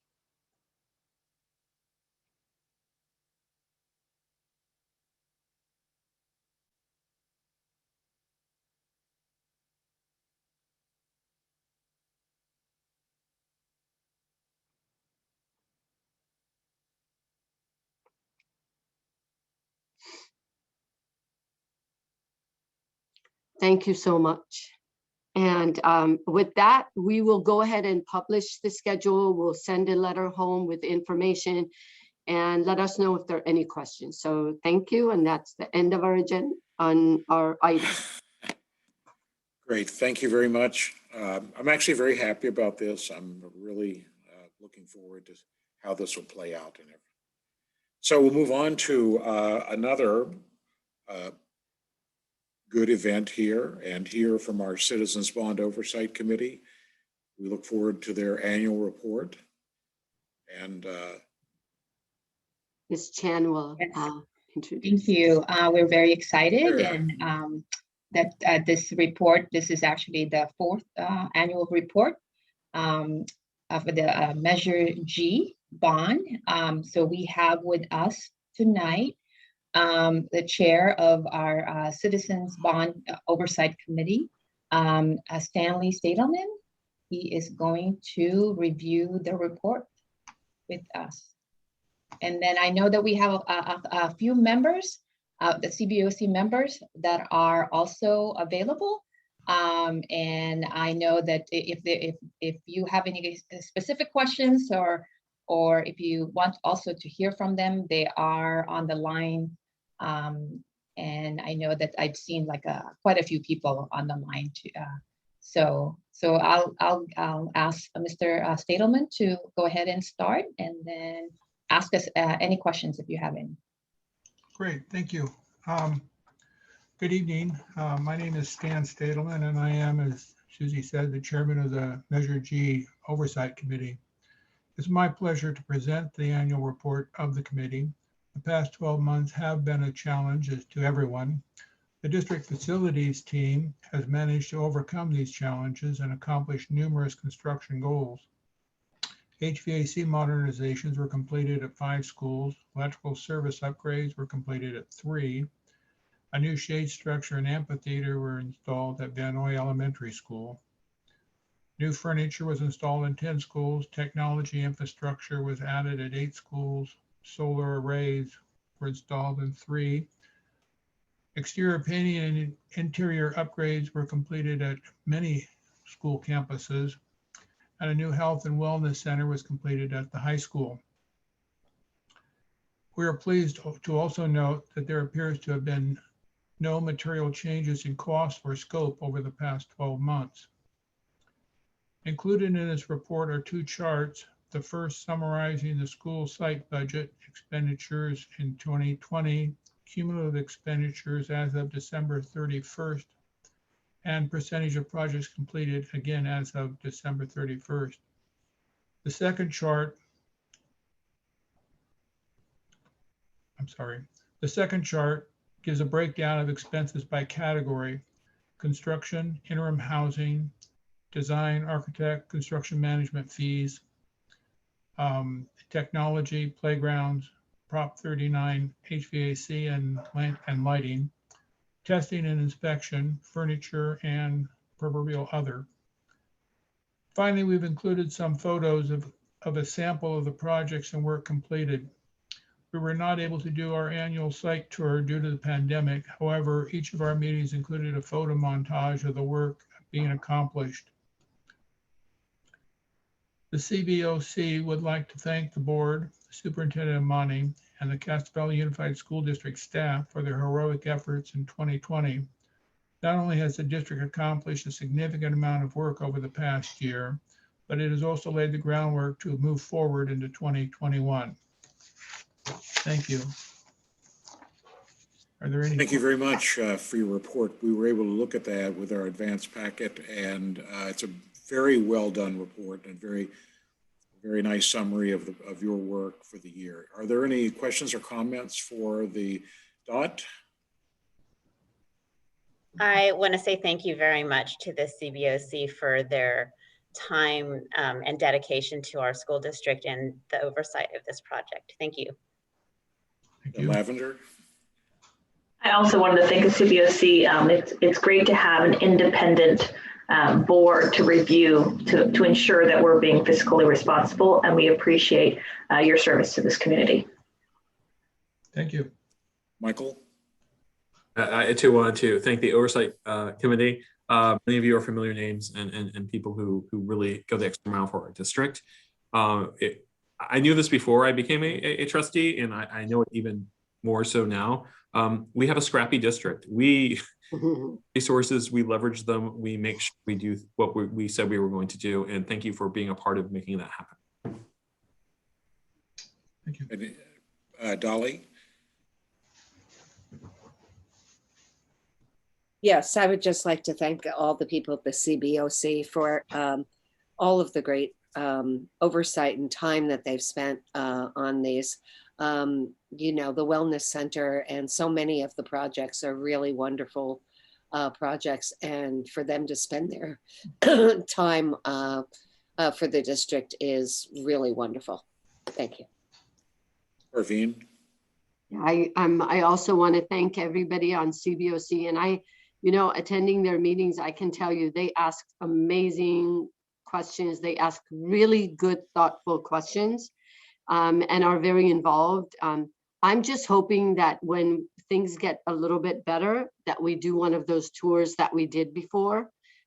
Maybe we won't be in the same bus, but we can do a caravan and actually visit some of these sites that were mentioned in all of the work.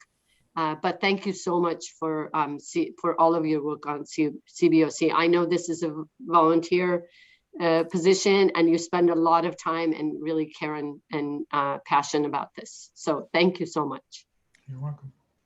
I'll add my thanks to this as well. I mean, the CVOC is a big deal for us. You're sort of the unsung heroes here. It's a little bit of a thankless job sometimes, I think, but it is extremely important that the community continue to have faith in the way we're handling a very large amount of their money, and that we're getting the best that we can for that. And you guys certainly do that. I've been extremely impressed every time I've been around your group, as Parvian said, how seriously you take this job, even though it's a part-time volunteer job. You guys are really serious about it, and you look very carefully, and we want that. We would, if there's something going wrong, we really want to know that. We really appreciate your report and all the work that goes into it. So thanks to you and all your colleagues here.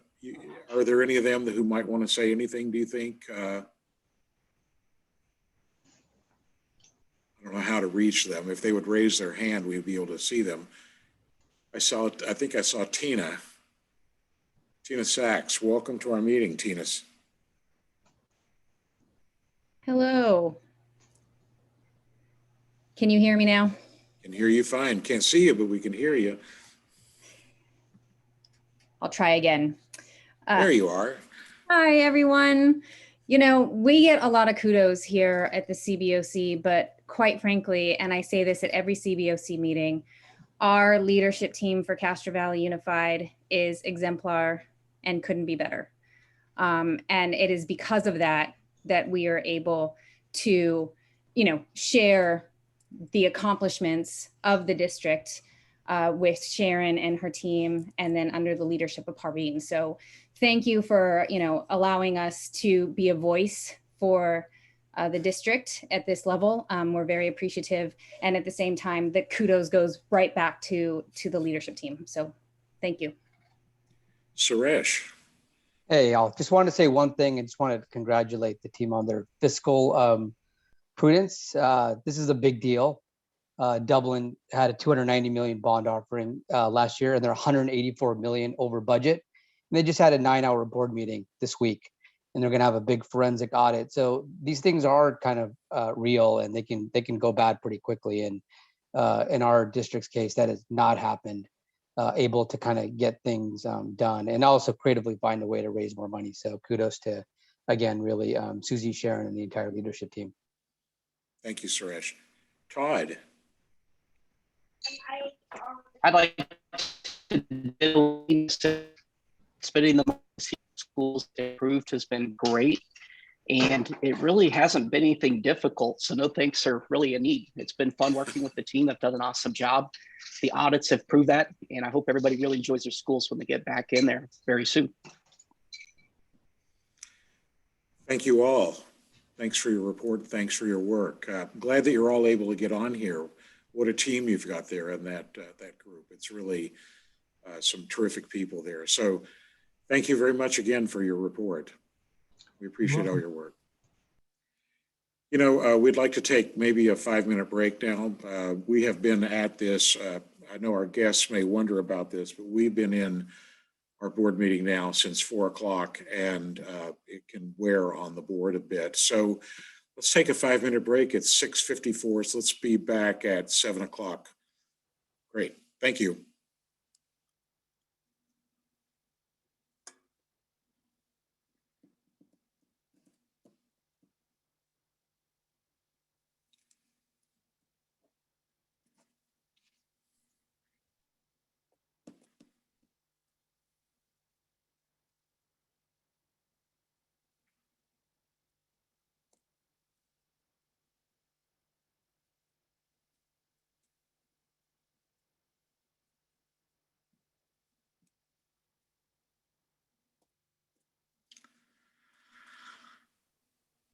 So great, we are back. We'll start again with item 10C, which is an update on what's going on with our summer school program.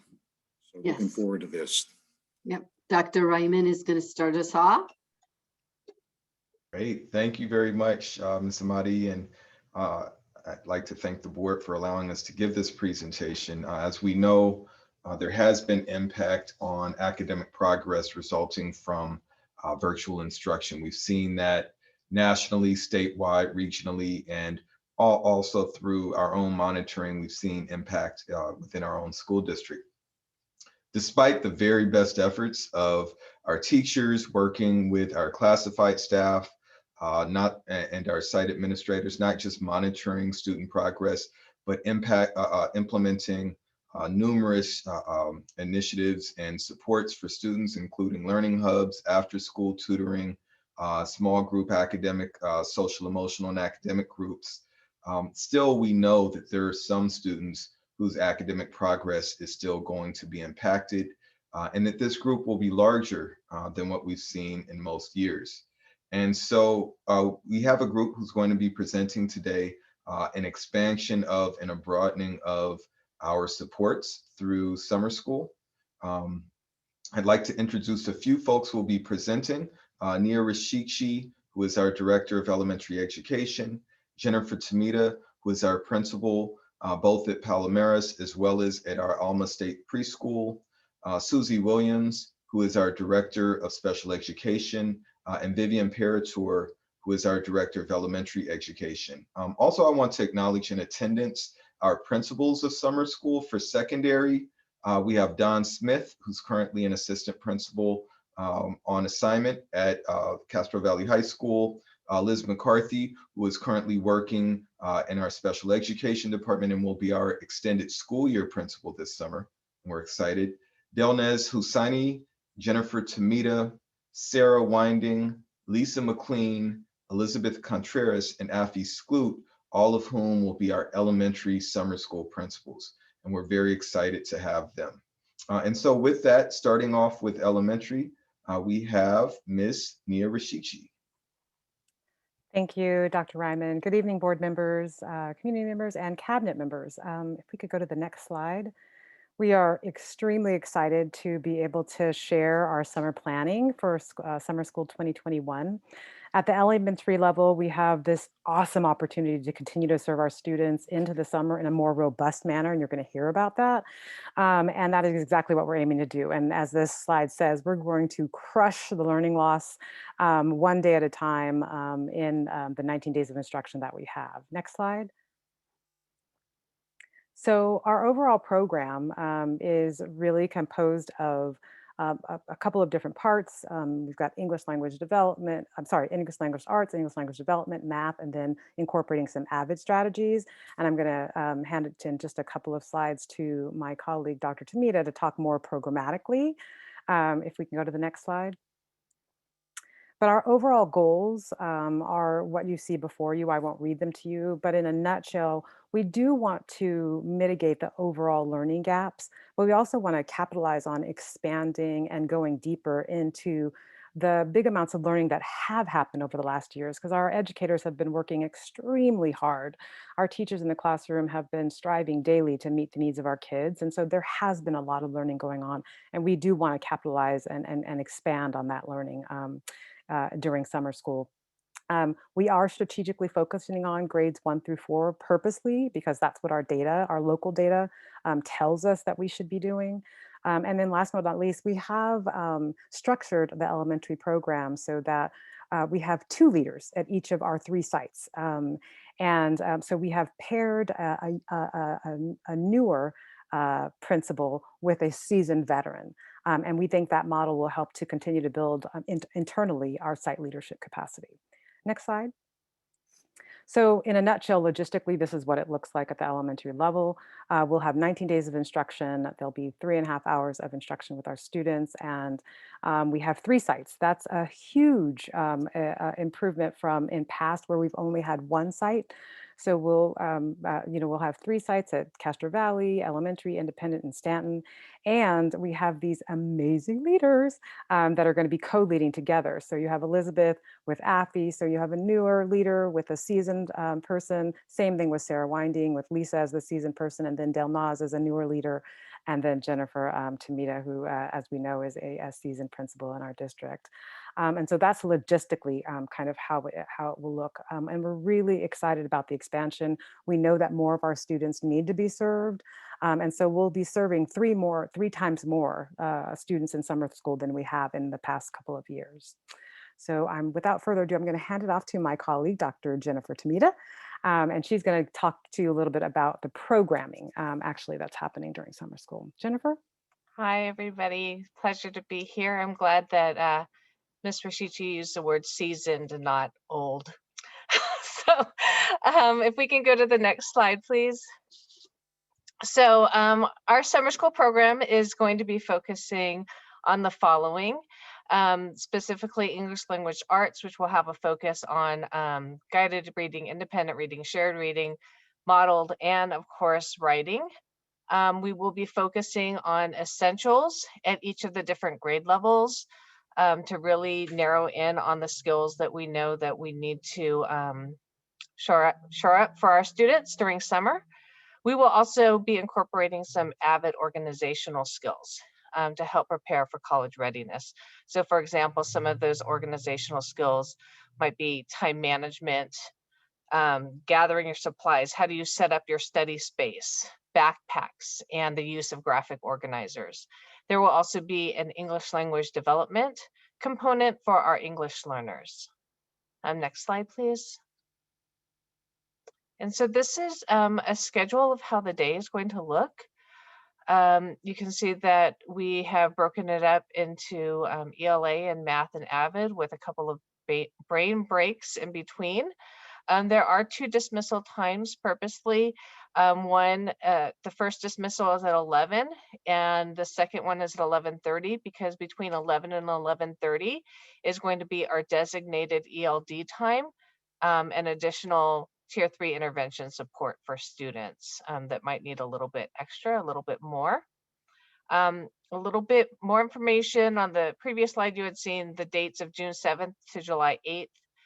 We will be having teachers come in on June 3rd to spend a half day with us for professional development, and then have a staff meeting and a time to work in their classrooms and prepare.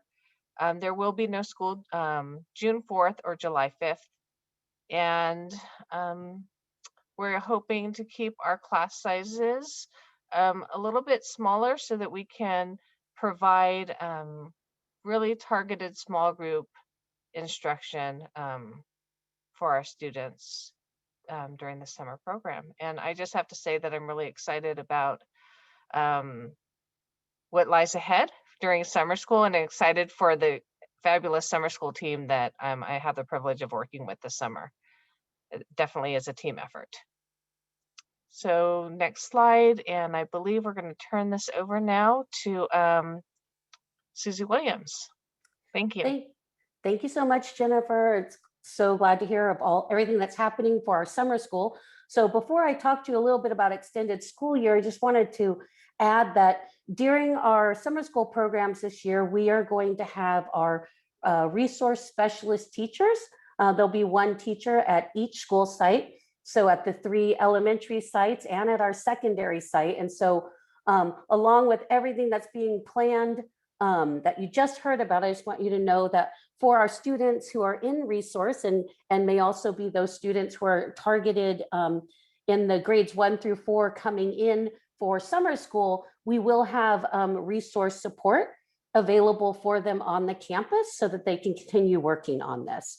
And so we're really excited about that, because that's something new, and it's something obviously that we're doing to make sure that we're targeting these learning gaps. Next slide, please.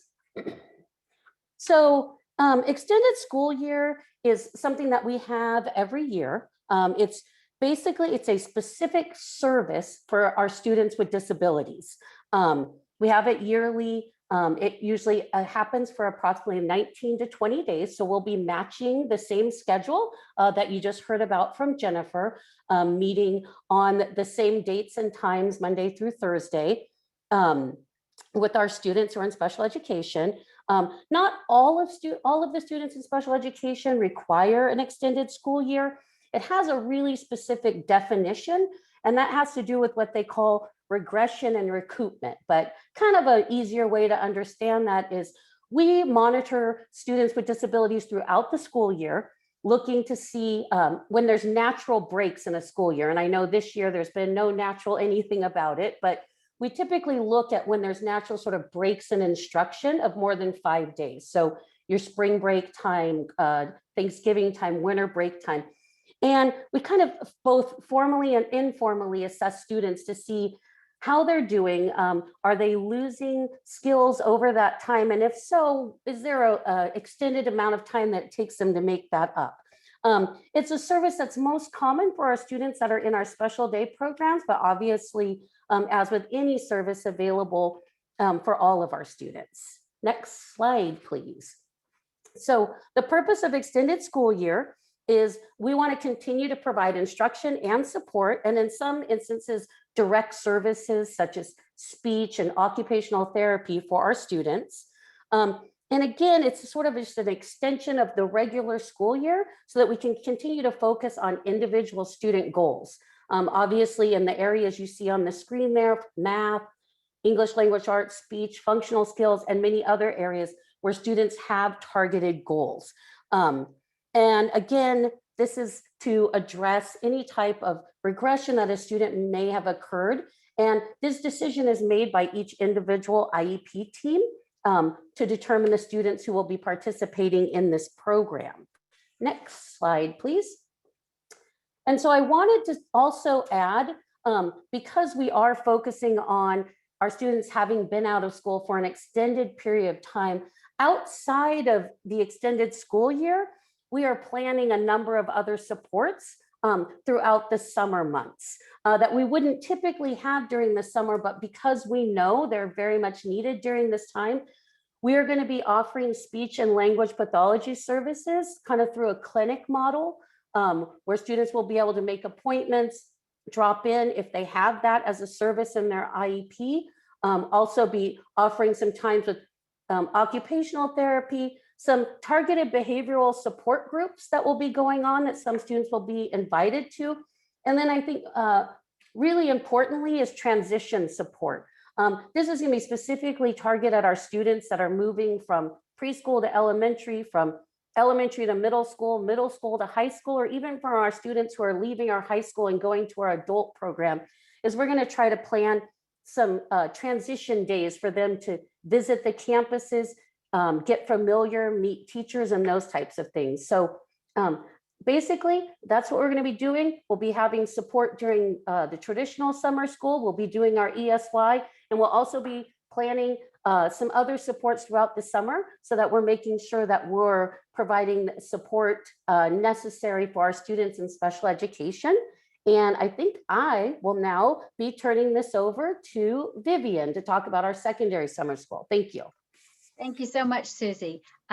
First of all, I'd like to introduce Mr. Don Smith, who will be our principal for summer school, for secondary summer school. Not sure if Don is able to wave or something so you can see him. Could I have the next slide, please? So summer school for secondary is also 19 days, but it is not exactly the same 19 days as the elementary program. We are starting on June 14th because the grades do not get to the counselors until June 3rd. So for us to start the same day as elementary, the counselors in high school would only have 1 day basically to determine who needs to go to summer school and get them signed up. So this way, we are still able to do 19 days. We are doing Friday as well, which makes it possible for us to end only 1 day after elementary ends.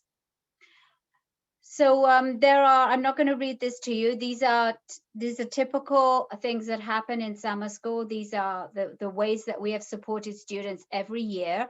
I'm going to highlight the things that will be different this year and that will be additional this year. So could I have the next slide, please? We will be offering a middle school academic program this year, which we have not done previously. So this program will run for the 90 days. It will be 2 independent sections. So students will take one or other of the sections. So we will not be cross-contaminating over the different cohort groups. We are choosing the 15 class size model so that regardless of what tier we would be in terms of the COVID-19 tiers, we could run this model because this goes with the small instruction model, which allows for a group of 15 plus a teacher. So it'll be 90-minute sessions. Next slide, please. And the same is true for one of our high school academic credit repair programs. So there are two different types of summer school. There's credit repair and credit recovery for high school. We are actually offering 6 different programs this summer, which is really different from what we have done in the past.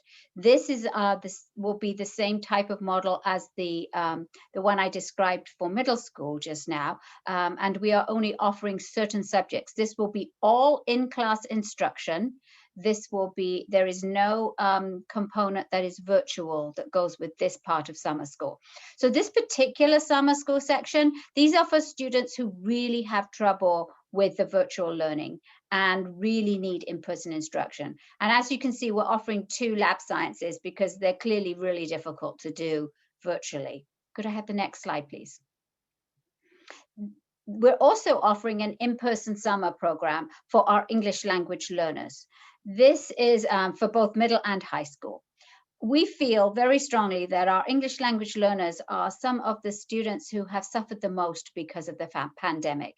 Because when they're at school, even though they're not formally learning English all day long, they are hearing English all day long around them. They're hearing English on the playground, in the lunchroom, all day long, apart from when they get designated English language instruction. And so they've missed out on that with their peers and hearing adults around them. And so we are offering this program this summer, and hopefully this will help to mitigate the loss that they will have suffered. Could I have the next slide, please? So this is what we have offered previously is using Ingenuity as our courseware. We're able, because of that, we're able to offer many, many different subject areas. This is credit repair, which means that it replaces the grade. The class that they take replaces the grade on their transcript with an A to G level class. So it doesn't interrupt their ability to go to college or anything else that they want to do with it. This allows for some flexible hours for students to complete courses and in-person office hours. So students will come to school part of the week and meet in very small groups with the teacher, but the majority of their work will be done online. Could I have the next slide, please? So these are a few of the courses that are offered through Ingenuity. What we actually offer will depend on the credentials of the teachers who apply to teach summer school. I'm very happy to say that we have a lot of our teachers who have already applied to teach secondary summer school. So we're very excited about that. Could I have the next slide, please? We also are continuing to offer the blended math program, which we have offered previously, which again is small group individualized instruction with a math teacher, and it does use Ingenuity as courseware. This is a program that's been designed by our math departments. Could I have the next slide, please? So credit recovery is different from credit repair because credit recovery does not replace the A to G list courses. Credit recovery is basically for graduation. So this is only offered for 11th and 12th graders. So this is a last resort in order to graduate from high school. We would prefer everyone to take credit repair courses if possible, but there are always a few students every year who end up in the position where they won't be able to graduate unless they can get some credit recovery. Next slide, please. Thank you. So for credit recovery, this is the schedule. There is a lot of asynchronous work, which is also done through Ingenuity, but it is a different Ingenuity course from the credit repair course. And then there will be synchronous office hours in person and online. Next slide, please. So another program that we are offering this year, which we have not offered before, is our Castro Valley Virtual Academy Credit Continuation. So we did this at the end of the first semester. We were able to allow students to continue their courses as long as they have done at least 75%. They were allowed to continue until the end of January, when the semester ended at the end of December. Out of the 89 students who took advantage of this, 83 of them completed the courses successfully. So that would indicate that that was a necessary accommodation that was made. And so we want to continue that in the summer. So the students will have until the end of summer school to complete that Ingenuity course. Could I have the next slide, please? We also are offering, which we have done before, transition programs for rising 6th and 9th graders. These, could I have the next slide, please? These are just very small 3-day courses that students are able to meet with peers, and they get an introduction to their school. This is done later in August, right before when we go back to school. Could I have the next slide, please? Another program that we are extremely excited and proud to offer is courses by Tyson Amir. Tyson Amir is the poet and author and curriculum developer of the curriculum for Black Boy Poems. We are offering this program at elementary, middle, and high school. It is an enrichment program and may also be available for some credit repair. Next slide, please. Thank you. And thank you, Vivian. Thank you also, Susie, Jennifer, and Nia. Nia started off using a phrase. She said, we're going to crush learning loss. And if you think about the overall breadth of what we're offering, but also the work that's gone into it and still is going into it, from teachers, site administrators, Nia, Susie, and Vivian, this really is, we think, a comprehensive approach. Although there is no silver bullet that's going to solve learning loss by itself, we think that this will really give us a large step forward. Looking at the elementary option, for example, where we would like to move from serving just one school site to serving 3 sites. That's tripling the size of the program so that we can accommodate approximately 20% of our elementary students to participate in our summer program. Also offering the addition of the middle school academic program, where we've always had a transition program, and really beefing that up so that students are well prepared to come back to school in person. As Vivian pointed out, we're talking about the addition of 6 different programs at the secondary level, including enrichment, credit repair, credit recovery, credit continuation, our English learner supports, because we know our English learners who typically would be participating in kind of that ambient English language development that happens informally, whether it's in the hallways or in the cafeteria or just socializing with friends. We want to help support our English learners. Also adding that additional RSP support at our general education sites, and making sure that we have a resource specialist at those sites. And then, of course, those small class sizes. 2 benefits there. We mentioned earlier the benefit of having smaller sizes and the impact that it has health and safety wise, but also instructionally. This gives a little bit more time for the individual teachers to devote to the students who are in their class, so that they can provide a little bit more attention because the class sizes will be smaller. And of course, having that in-person instruction. We believe that this comprehensive package is going to be a very large undertaking. We know it's a huge growth in program, but we also believe that it's going to be needed and will provide the best opportunity to help provide our students with an opportunity for success next year. Next slide, please. And so a phrase that we say a lot is, don't tell us what you believe in, show us your budget. And so we want to show the budget, and we're proud about the difference in terms of what we're doing.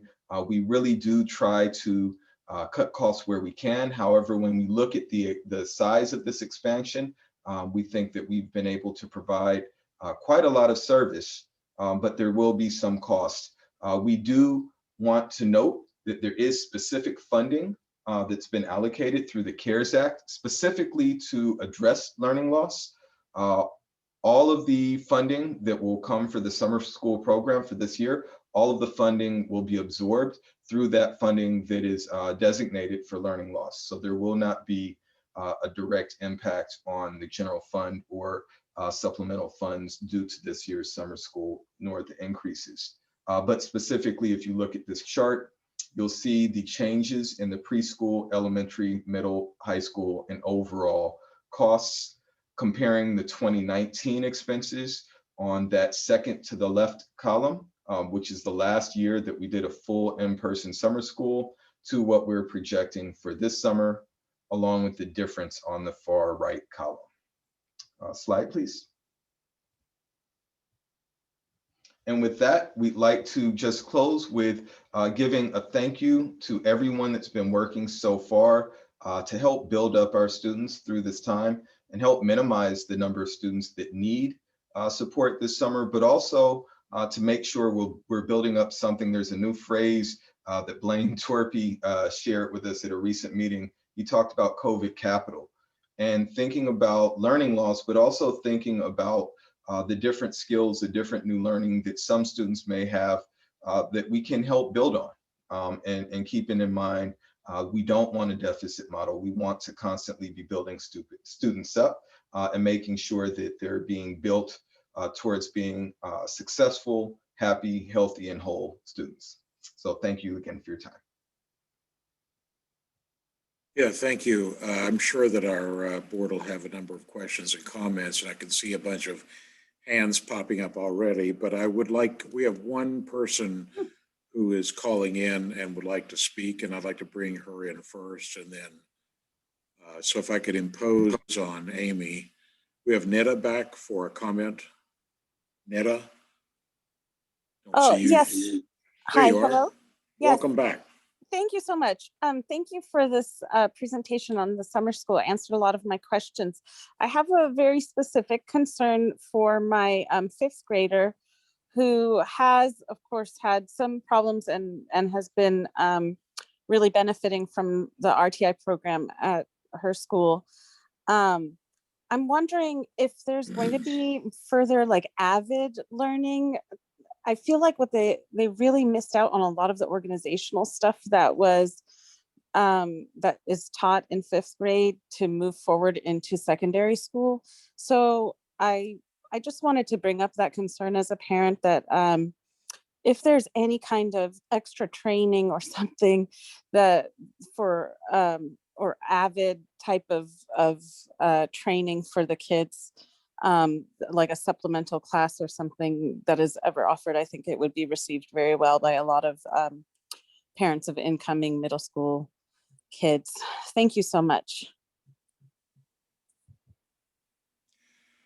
So is there someone there that would like to make a quick comment on that, Jason? Sure, I can comment on it. For teachers, we do every year the AVID, all AVID teachers are offered Summer Institute in the summer. And we send a large number. Not every single teacher participates, but it's offered each year. And so we do train teachers in the summer on AVID strategies. For our EL students, English learner students, some of the curriculum is AVID Excel, which is not the same, I think, as what Netta is referring to for AVID Elementary. In terms of an AVID summer program, we don't have anything scheduled that's specifically for AVID this summer. However, we are continuing with AVID Elementary and AVID at secondary. We are and have been deepening our partnership with AVID to help bring in a lot of those AVID instructional strategies into our classrooms, especially at the elementary level, where AVID Elementary, we know for some sites is new. I know at Marshall it's been there for quite a while. But we are continuing to do that work and build that up. I don't want to speak for Vivian if you wanted to add anything regarding the questions around AVID. So usually during the 3 days of the the program that we have, the Rising program for the rising sixth graders. Usually they include some AVID strategies on those days. Okay. Yeah. Thank you.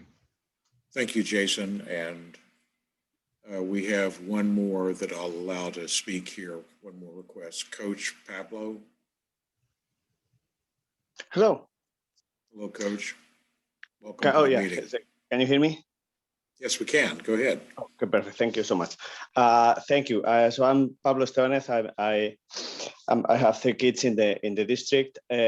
First of all, I wanted to thank the board and Ms. Amadi and everybody else for the excellent work that you guys have accomplished on pulling us through this mess.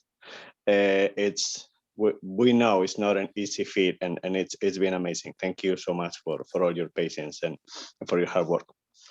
Second, regarding summer school, I didn't hear completely if this is going to be offered. I'm talking elementary specifically. If this is going to be offered to all the students or only the academically basically behind the students, or is there is there going to be an option for a student to apply for this, even though they're not academically behind, because obviously they need some social emotional learning and being with their friends, and summer school could help a lot on that after a year of virtual learning.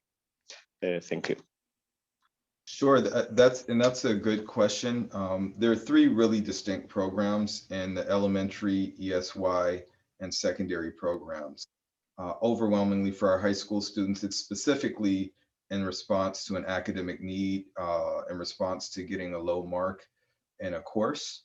At the elementary level, we are working with school sites to identify the best students. If you saw the budget line, even though it's I think a substantial improvement, it's not nearly enough in order to serve every student in the district. So unfortunately, we can't include everybody in the elementary program. We are going to be working to identify the students that benefit the most from the program. I don't want to say necessarily the furthest behind, but rather the students that will get the greatest benefit from the program. That could include students who don't have access, students who aren't able to attend, students who are from historically marginalized groups such as our English learners, etc. And schools will be identifying those students. So unfortunately, we won't be able to offer it to everybody, but we appreciate your inquiry. And I don't know if anybody wanted to add to that response at all. Okay. Well, thank you, Jason, and to all of them. I did see several hands pop up, and I hope I have them in the correct order here. Dot, I believe. My apologies, so I don't have them in the. Thank you. Well, we'll all get our chance, so it's fine. My question was about extended school year. I know that is based on students' IEPs, and I'm wondering if there have been many modified IEPs during this distance learning, because I know a lot of, the distance learning has been probably least effective for some of the mod severe students. So does this mean that IEPs have been renegotiated with families? And does this also mean that there'll be more students accessing extended school year? Or can there be? Yes, and so my answer would be yes, that each individual IEP teams are taking this into account. We've been having informal and formal meetings kind of monitoring our distance learning plans. And so for students in which they fall into that category of the regression and recoupment, obviously it's been discussed with the parents, and the IEP team can be added. And we are anticipating that we'll have higher numbers of students participating in our ESY program this year from last year, because last year we had relatively low numbers given that it was via distance learning, and this should be in person. So we are anticipating an increase. And then just for clarity, for our regular or general summer school, that for our resource students to access that, it doesn't have to be in their IEP. If they're identified or targeted that they need to be in the summer school program, that it will not be IEP based, but the supports will still be available for them there. Thanks. Great. Michael? Just had two questions. One's about the middle school program and one's about elementary. How soon will families know if they've been identified? Is that probably happening sooner rather than later? And then I can ask the middle school question afterwards, if that's okay. So right now at the elementary level, we are collecting teacher recommendations from each of the schools based on a specific criteria, based on our local assessments that we have just carried out. And I think the due date on that, Dr. Tamita, what is the due date that we have that catered to? Monday. It's Monday. On Monday. So, you know, we're trying to move as fast as we can. As soon as we, you know, have that information, we'll put that all together and then we'll get out notifications to families as soon as possible. And thank you. And the chart that showed the amount spent on middle school for previously panicked me and was wondering, okay, so what do we do for kids who are struggling in middle school? And so maybe there's other strategies that have been used before. So I'm just trying to get a sense of that. Now that we're scaling up for this summer, that seems like a good thing. So if you're asking what typically happens, you know, to be honest, budgetary restrictions really strip down what can happen over the summer. So we don't get additional ADA for the elementary and middle school students, nor is it required. A lot of districts don't offer anything in the summer for elementary nor middle school. That's something that we've been building up over the past few years. We're proud of some of the additional elements that we've been building, especially into the elementary program. The middle school program is actually new. Just that transitional piece is a new piece as well. We're fortunate in that we have this new funding this year to specifically address learning loss. So that's allowing us to do something more robust. If there's room in the budget, it really comes down to dollars and cents, whether or not we're able to afford to do it each year, because everything that we spend in one place, as you know, has to be reduced somewhere else. And so it's been tight the past few years. This new money that we're getting through CARES Act to address this has helped us to do something that's I think a lot stronger of a program. And I know there's still a lot for me to learn. And so maybe I can take this offline at some point, but I'm just typically, if you're struggling academically in the 6th grade or the 7th grade, is it kind of a promotion issue, or what's the strategy in assisting those students? No, so typically for students in middle school, they still promote typically. We don't retain. The research on retention is that retention actually is one of the few interventions that not only doesn't support growth, but actually causes students to actually regress. So we, except for very severe situations, we don't recommend retention for students. There are a number of support programs. If you look specifically, Creekside began a program a few years back around regarding math. And if you remember, Ms. Eagles presented on that last year. I don't know if you were able to tune into that, but she saw tremendous growth. And Canyon has done similar steps since then and has actually implemented their own program as well. Things like the Wellness Center, a lot of times we see academic struggles play out and intertwine with social emotional work that needs to be done. The work that Canyon and Creekside have both been doing around social emotional supports in partnership with our Wellness Center at the high school has really been strong as well. And then I'd say finally, the social worker for our students who are in need of the most support, that are having the most struggle in middle school. Our middle school social worker has a roster of students that she works with on a regular basis. She's outstanding and does a great job of making sure that no student is slipping through the cracks. Thanks for talking me through that, and I'll follow up with you. Thanks. Lavender?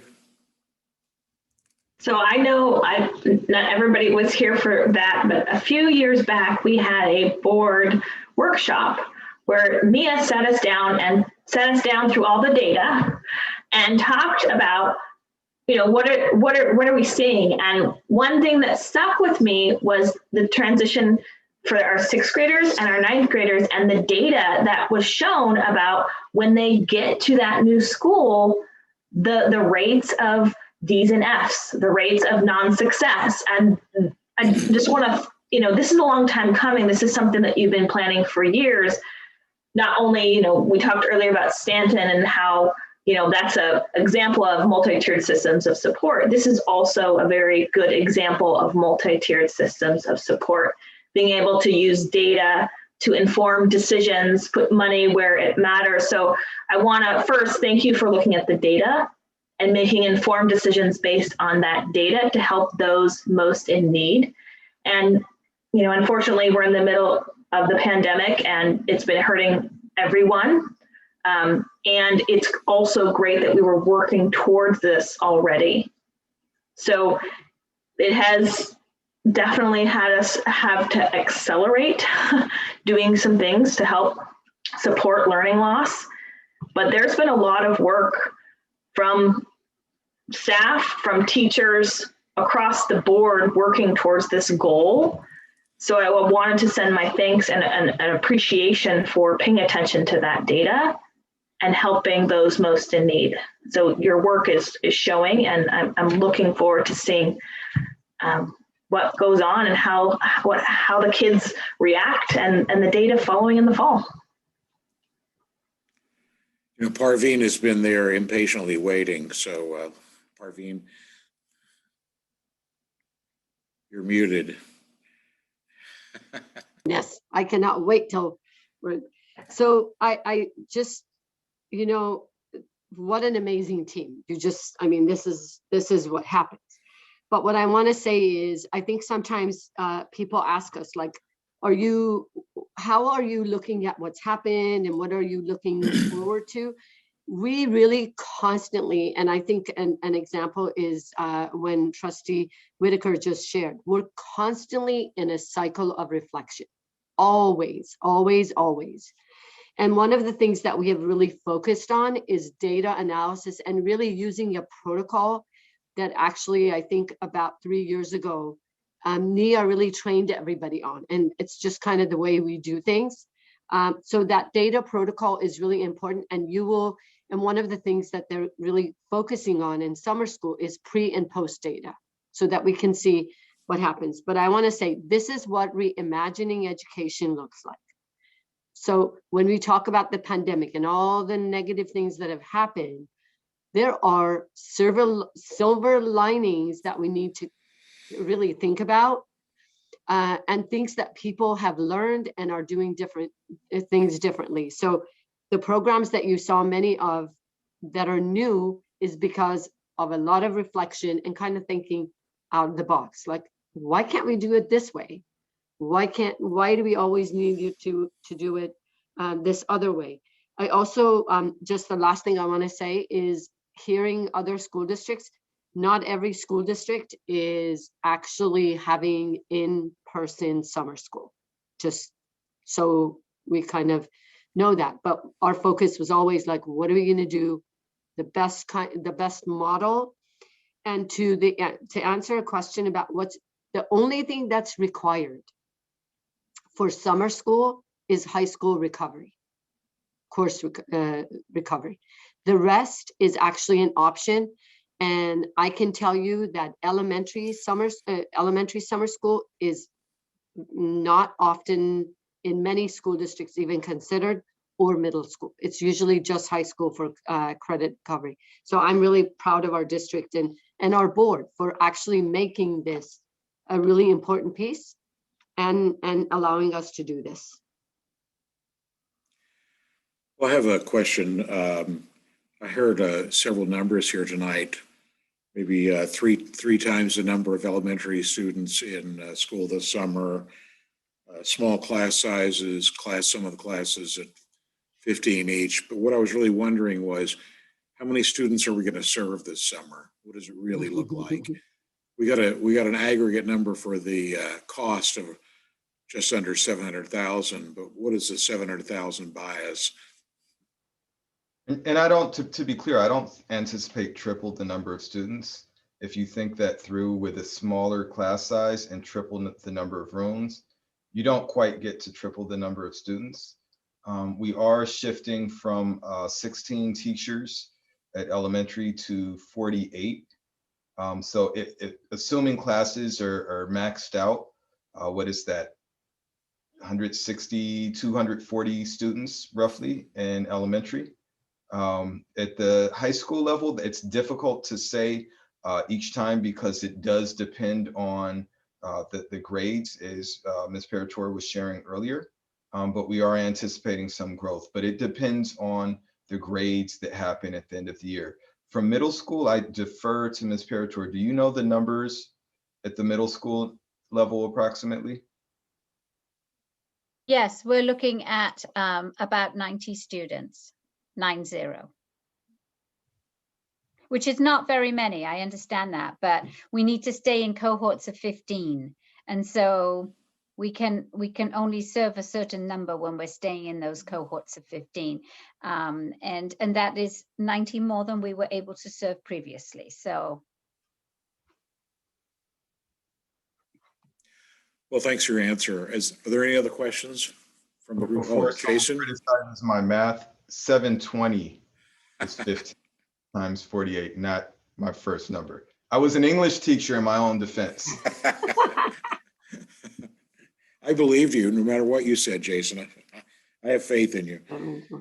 Are there any other questions or comments from the board members? Well, Jason and team, thank you for a really complete report to us here. This is something we've all been wondering about, and I have to say this is another aspect here. You know, we went, as I said earlier, we had a plan for reopening or going to the hybrid model as soon as we were able to do that. We stuck with it, refined it, and made it better. You guys now are putting together a plan for the summer. I know there are a lot of school districts who have just thrown in the towel on coming back to school this year completely. Many other districts don't have a summer school plan. You guys are shifting over now to think about the fall also. So it makes me feel good about Castro Valley Unified, that we're doing a lot with a small team. We have the smallest administrator to teacher ratio in the county, I believe. Anyway, thank you very much for that report. We'll move on to item D, which is our resolution in support of not doing the student testing this summer. Do you want to say anything else about that? You said some about it earlier, Parveen. You want to add anything to that? Yeah, nothing other than I think we really wanted to make sure that we believe in accountability. We believe in all of this. But I do want to say one thing. Even though we haven't started CASP, and many other school districts I have heard have not started LPAC, which is the English language acquisition test. We actually have, and I wanted Ms. Parator to say a few words, because we could have just been waiting saying, well, I don't know, maybe we just won't do it, maybe they'll waive it. But we decided to actually do this for certain reasons. So Ms. Parator, do you want to say a few words about that? Yes, thank you so much. So LPAC testing started, the window opened on February 1st, and we started testing on February 1st. What probably many of you do know, but maybe some of you don't know, is that a lot of the LPAC testing is one-on-one testing. So all of our kindergartners and first graders who are English language learners have 4 tests one-on-one with a tester. That is very time consuming, as you can imagine.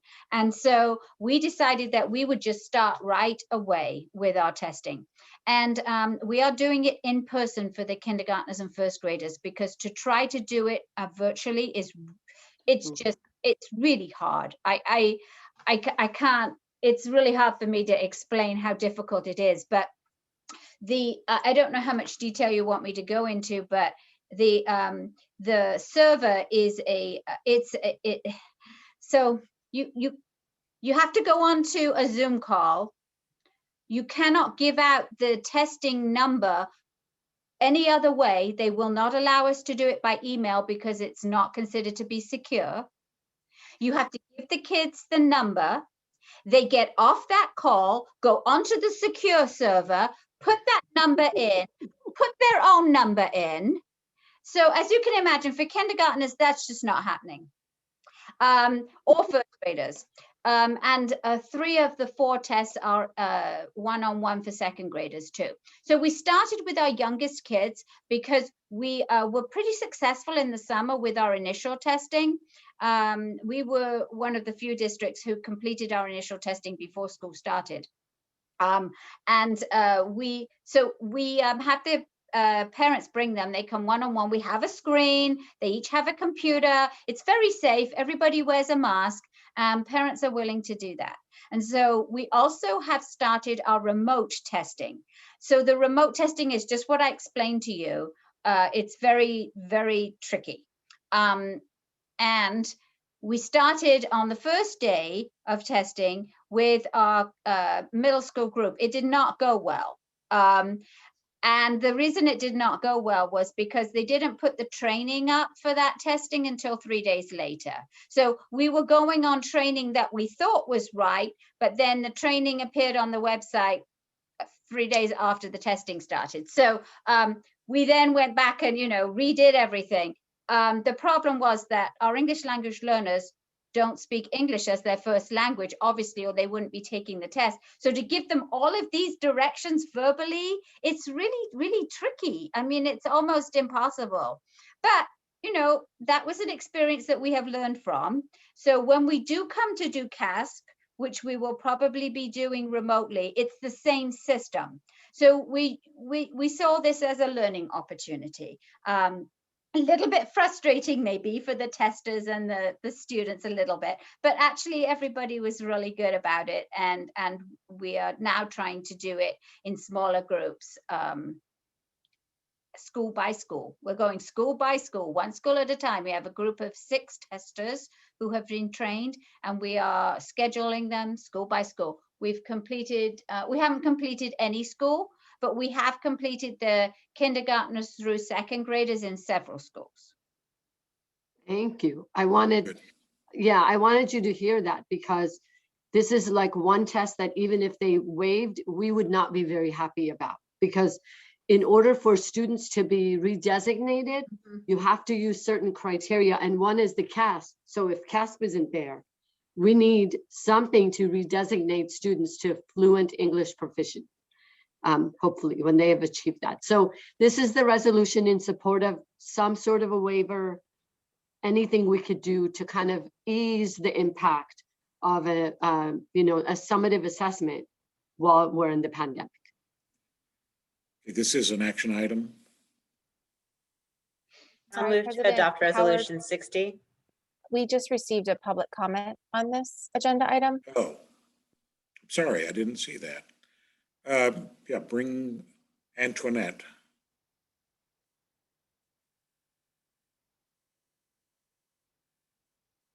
Antoinette, welcome to the meeting. I'm sorry I almost missed you. I apologize. I clicked raise hand by mistake. I apologize. That's okay. We've I'm all listening done that and much more. Thank you. Thank you. So we had a motion. I'm not sure we have a second. Do we have a second? I'll second. Thank you. Is there any discussion or questions? Mike? I'm not disputing the motion. There was just one thing I wanted to say about the resolution. Is this inappropriate for me to say that? Say about? Okay, thank you. Is it a question about the resolution, or?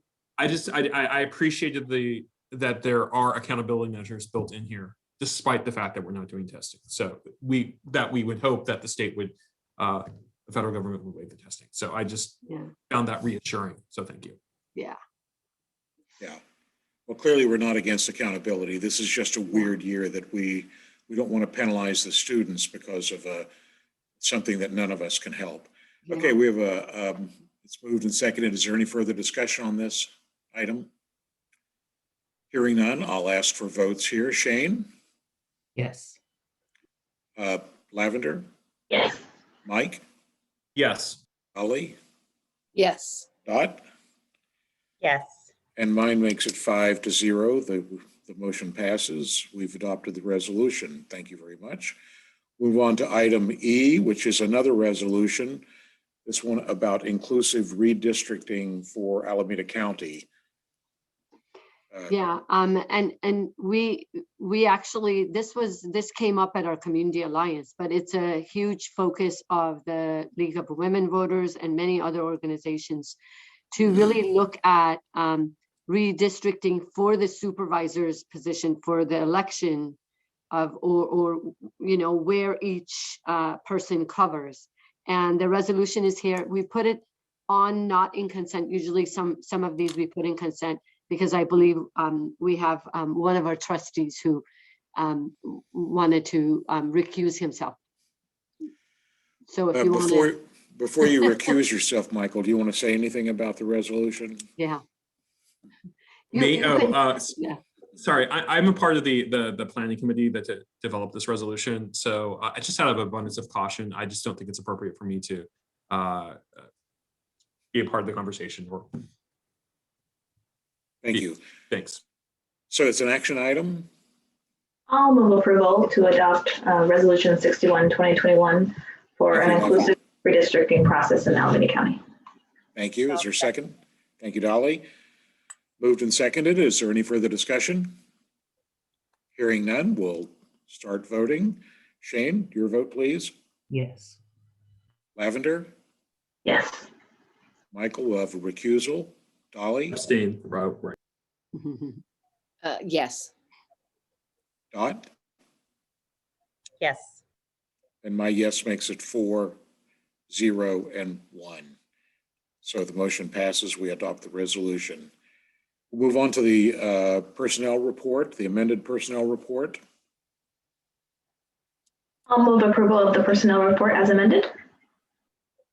And second that. Moved and seconded. Is there any further discussion?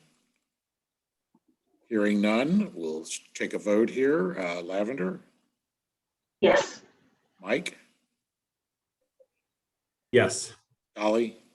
Yes. Dot? Yes.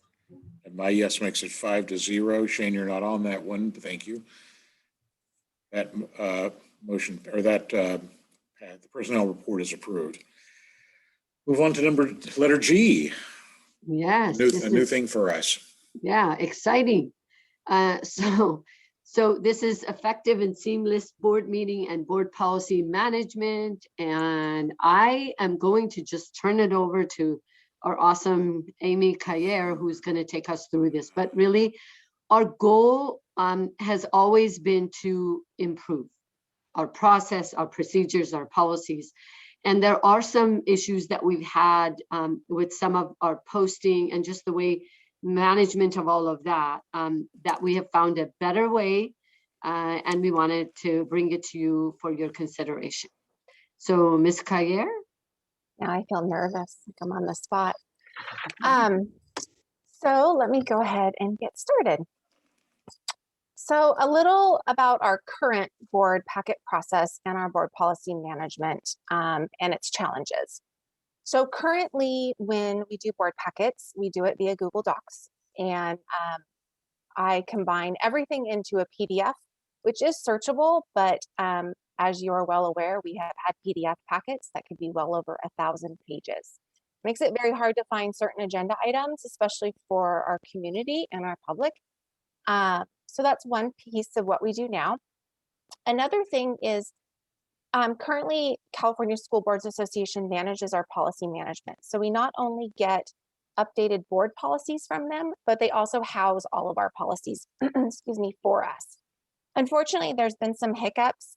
We have some very specific policies to our district.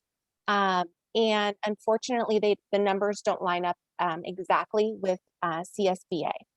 So, and it's been a little tough at times to have updated policies on our website. So the other feature is currently we don't really have a committee management. Right now, all of our packets, for instance, for the CVOC, we also have the Regional Policy Board Policy Committee. All these committees that really follow the Brown Act, they're all housed in different locations. And when there's changes to these board packets, I have to make a new PDF, slip it into this PDF, re-upload to the website, email you to let you know that we have a new packet. So it's a little cumbersome and time consuming. So in the process of looking for a potentially new system, I stumbled upon Board Docs. And Board Docs is an online platform which will now house, or could potentially now house, all of our board policies. It will allow all of our board packets to no longer be in a PDF form. It will actually be in their system. You can very similarly, on the PDF, when I make the link on the left-hand side, that will all be done naturally for me in the actual board doc system. It will also make it easy for you as board members to make comments to yourselves or potentially other board members or the superintendent asking questions on the board items. Actually, in the system, you will all have your own login. There's also a way to vote. So when we do the voting on, when you ask, President Howard, everybody's their vote, we can now actually go in and click buttons and it will automatically tally it and do all that work for us. And it takes everything from what we have in the agenda and it actually will start the board minutes for us as well. So a few positives would be the searchability is phenomenal. You can just Control F and find anything that you need. It does have the policy management and you would have the ability to have an active, a draft, or the new policies all in the same as the agendas. They have amazing support systems and we can we could potentially house all of our committees in one platform. So the CVOC, the Regional Policy Committee, we could even do things like the LCAP committee. We could, it's really endless, whichever committees that we want to have our public be a part of. And then everything would be there for them. So it would be super transparent for everybody to see everything in one location. So what you as a board member would see on your end of the platform, as soon as the board packet is completed, you'll now get a board email with the packet. We also have the ability to put the link to the board meetings all in one area. And instead of having the videos after the fact that I've been posting on the YouTube channel, we will actually be able to link it into the system as well so that it's all housed. So you would see the board agenda, you would see the minutes, and you would see the video all in one location. When you pop up on the home screen, this is just a sample of what our community would see. They would see a picture, a little bit about our district, and whatever upcoming meetings we have in here, whether it be a board meeting, whether it be an LCAP meeting, whether it be the CVOC meeting, it will all be linked right here in the front page. This is a little just sample of what the agenda would look like for you as you would scroll through it. All the agenda items are listed on the left with any detail that's needed. And then when you click on that item, the details will pull up on the right-hand side. So very similar to a PDF, but it's just in a different platform. Like I mentioned before, you'd be able to add notes into the platform for yourself, or even notes that would come to us that the superintendent may be able to answer some questions. Again, like I said, you'd be able to have multiple districts, multiple committees. For instance, this district uses DLAC, their personnel commission meetings, lots of options. And this is what our policy management would look like. Similar process, all the policies would be on the left-hand side. You click on them, they show up on the right-hand side.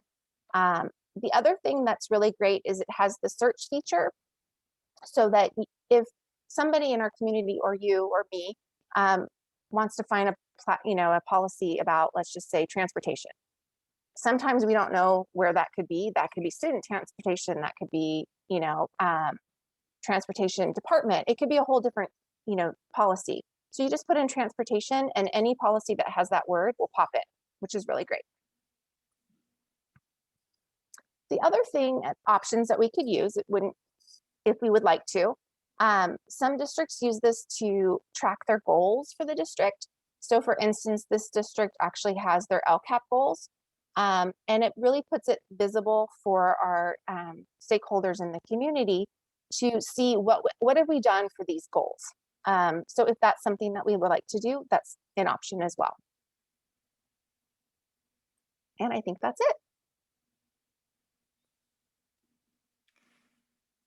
Dot, do you have a question? In the board agenda item, just to finish up the presentation, in the board agenda item, you also have the cost and the benefit and the money that we're not going to be using since we would be moving our policies over. So anyway, with that, if you have any questions, I want to thank Amy for really, honestly, this is something that she worked on, she found, she's always looking for better ways to do things for us. So thank you, Amy. Great presentation. Yeah, thank you, Amy. Dot, do you have a question? Yeah, thanks for the presentation, Amy. I recognize how much work goes into putting together those board packets and PDFing them and all of that. So, and then for us as the user, not being able to easily search for a keyword to find where we are in a meeting and scrolling. So this seems like it will be a really useful tool to manage all of that.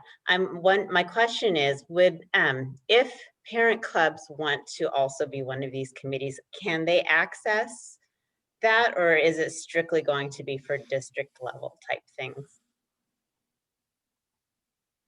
I would say this is really for district level, not parent clubs.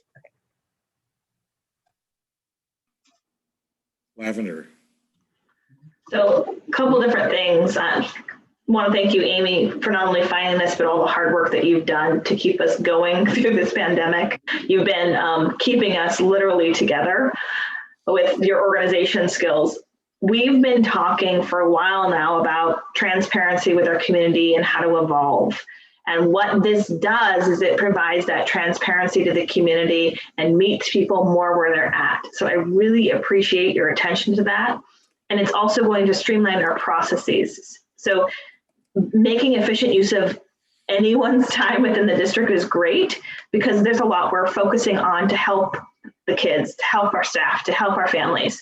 And so this takes that time that we would be spending working on paperwork, trying to search through stuff that we can't find, and not reaching the people that we need to reach. We need to continue to reach out and be transparent with more and more transparent with our community. And this is one way to do it. So I applaud you finding this and the avoided costs.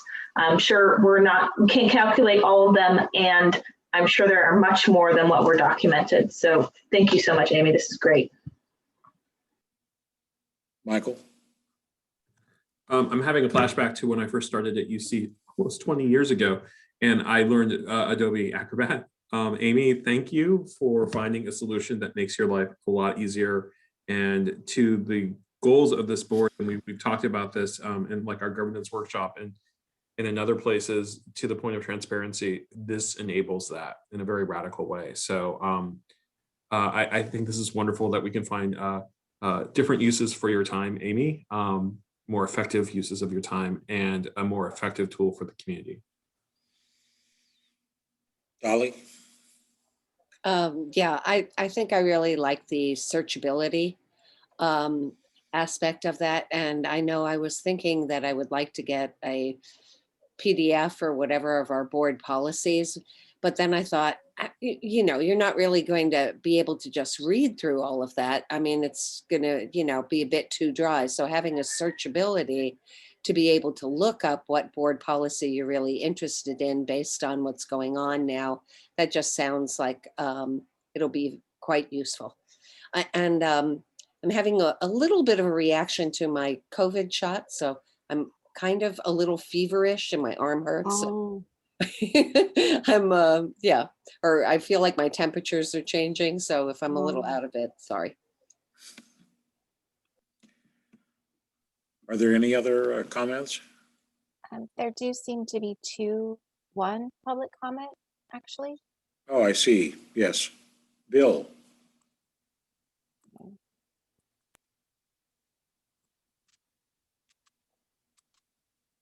Don't see him yet. There you are, Bill. Welcome to the meeting. Oh, hi. Yeah, actually, this looks really interesting. I think that I agree transparency is obviously a goal which we're all interested in. One thing I didn't quite catch in the presentation, though, is what is the expectation for what the community is actually going to be able to see? And will there be any of those interactivity features available to community to ask questions or provide feedback on the material there, say, as opposed to waiting for comment time in board meetings? And that's all I have. Thank you, Bill. Parveen? So I can respond to that. Actually, the board agenda, is what we're talking about is our ability to actually put the board agenda together and post it, not for community comments at that point. It's just for when we post the board agenda, the board then can ask their questions so we can be prepared for the meeting, for the board meeting, because the board meeting is actually the board's meeting in public.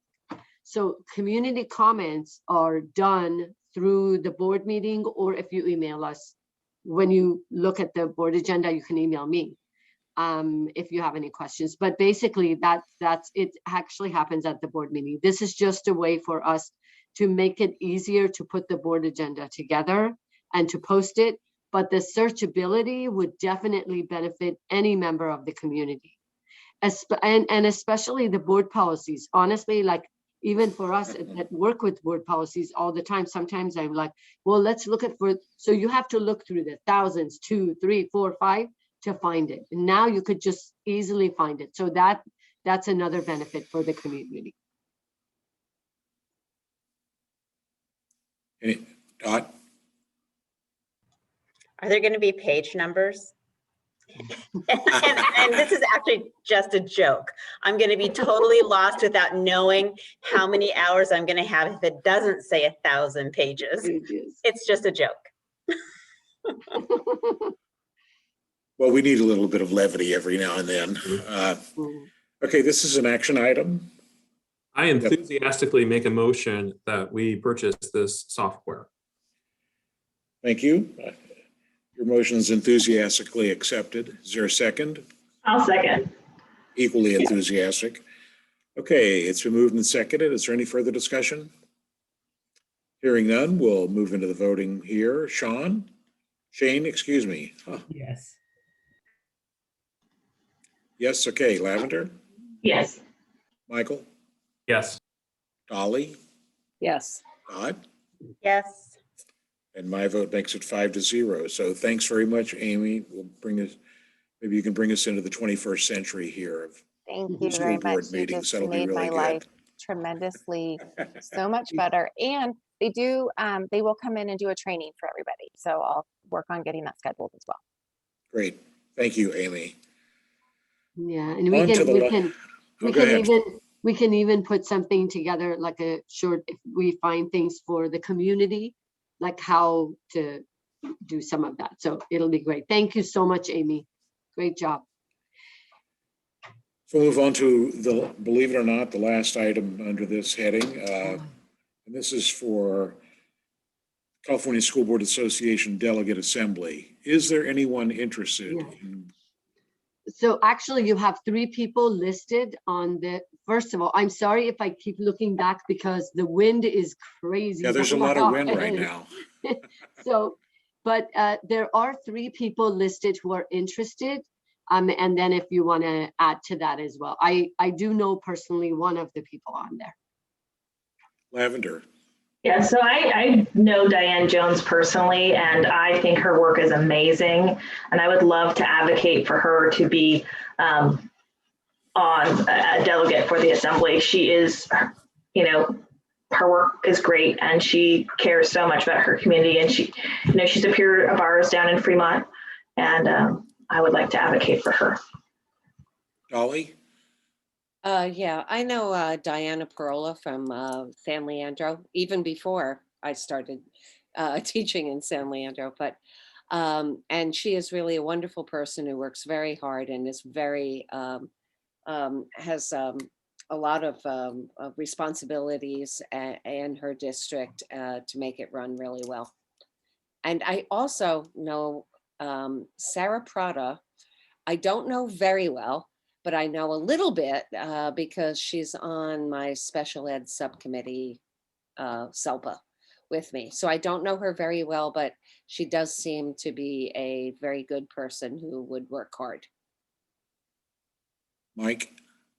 Well, I would enthusiastically say Sarah Prada would be a great delegate. I know she's a former workout buddy, but also like a parent like me who transitioned to becoming a school board member, and seeing her run and what she's advocating for Hayward Unified has really inspired me. I would love to see her represent us there.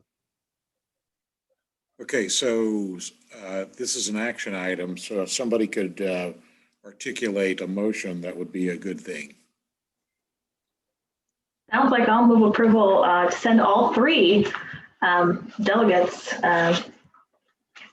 vote for the 2021 CSBA Delegate Assembly. I would second that motion. Okay, is there any further discussion?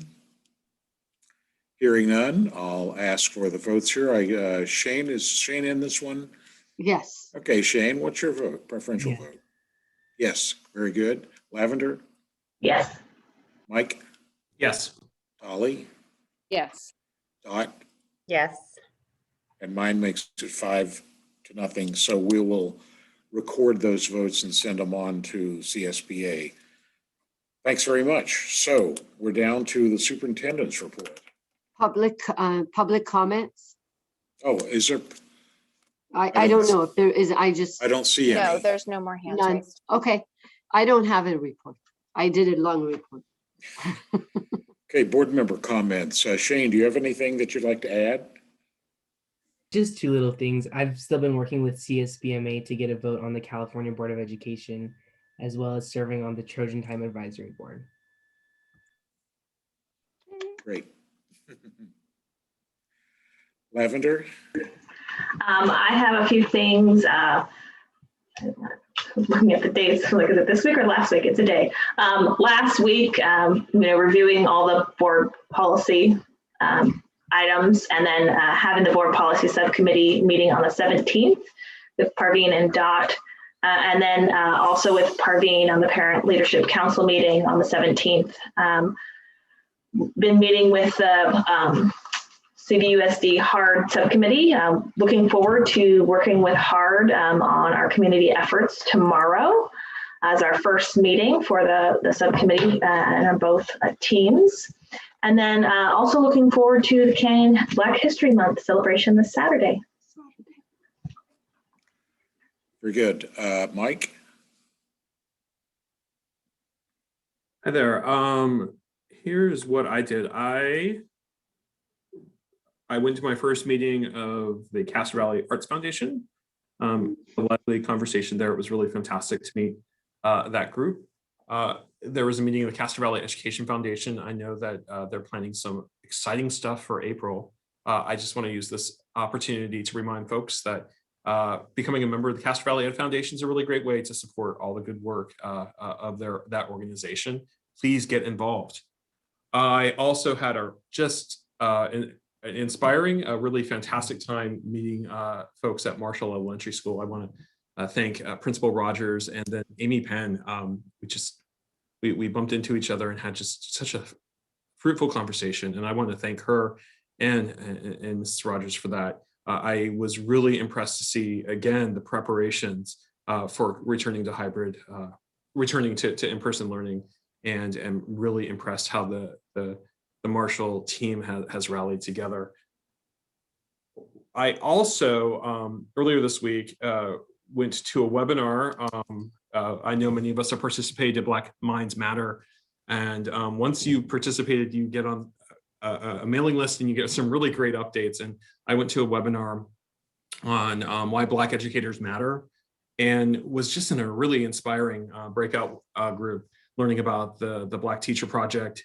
And I really walked away with a very different understanding of like how we think about pipelines for teachers and how there might be opportunities for our district. So I just am really happy of our engagement with Black Minds Matter, and was really happy about that. And I have to say this on a personal level. My mom passed away in August, and today's her birthday. And I just want to acknowledge that. And she would just always tell me to be kind. So I just would ask everyone, be kind. And thank you. Thank you, Mike. Dolly? Sure. I've been to a number of different meetings for different things, but right now all my mind can really think of is yesterday. Yesterday I went to Redwood High School, and it kind of that was the school that I used to teach in. I did try to make sure that Redwood High School wasn't the first school I went to. I had, of course, visited CVE, and I had visited Canyon Middle School, both wonderful visits that I mentioned previously. But I went to Redwood High School, and I was able to visit the hub, and I was able to see Principal Amon, and it was really quite a good thing to see. In fact, I got to see one of our students, Griffin Bunn, teaching virtually while I was there in the hub. So, and so it was good to know what the important things are to Redwood High School, what they need. It is a school that tries to help our district be as equitable as possible. So there's some things there that I'm going to, talk to others about to help Redwood High School do the best they can. And they are a great people. I actually, I was thinking of, there are many people who came from Redwood High School, including myself, who are now, there's Blaine, who used to be there, Blaine Torpy. Right. There's me, who was there. There's Susie Williams, who was there. There was our teacher of the year that came out of there. And I know I'm forgetting one. There's somebody else who from Redwood. So a tiny little school with a very few teachers and people, yet a lot of people who have grown, from Redwood High School. Yes. And so I just wanted to mention that. Thank you, Dolly. Dot? I actually haven't represented the board in anything in the last couple of weeks since our last board meeting, except for the board policy subcommittee, which was lots of fun. Well, that's a great contribution, though. And sure. and vaccination. Yeah, you're helping us with that. Yeah. So I attended the Special Education Parent Council that met last week, and had a very pleasant time listening to the comments there and the discussions about that topic. Also getting ready with Lavender and Parveen and Susie to meet with HARD tomorrow morning. And as Lavender said, we look forward to a great meeting there with them. Point out that also that Rotary and the Castro Valley Ed Foundation teamed up last week to sponsor a talk by a Livermore physicist on fusion and its future use in energy. Great talk. It's on the Rotary website if you want to go and listen to it. Very, very enjoyable, a very lively and interesting presentation by Dr. John Perkins. And the final thing I'll mention is that the Rotary grant period is open. And if you're interested in applying, if any teacher or anybody else is interested in applying for a grant, The deadline is March 15, I believe. And that's all I have. Is there anything, any last minute comments? Sorry, my light keeps going out and then I I have to know, like Sherry. carefully walk so that I don't fall down to turn it back on. That's why it's been weird in my room. I'm glad you're safe. Yeah.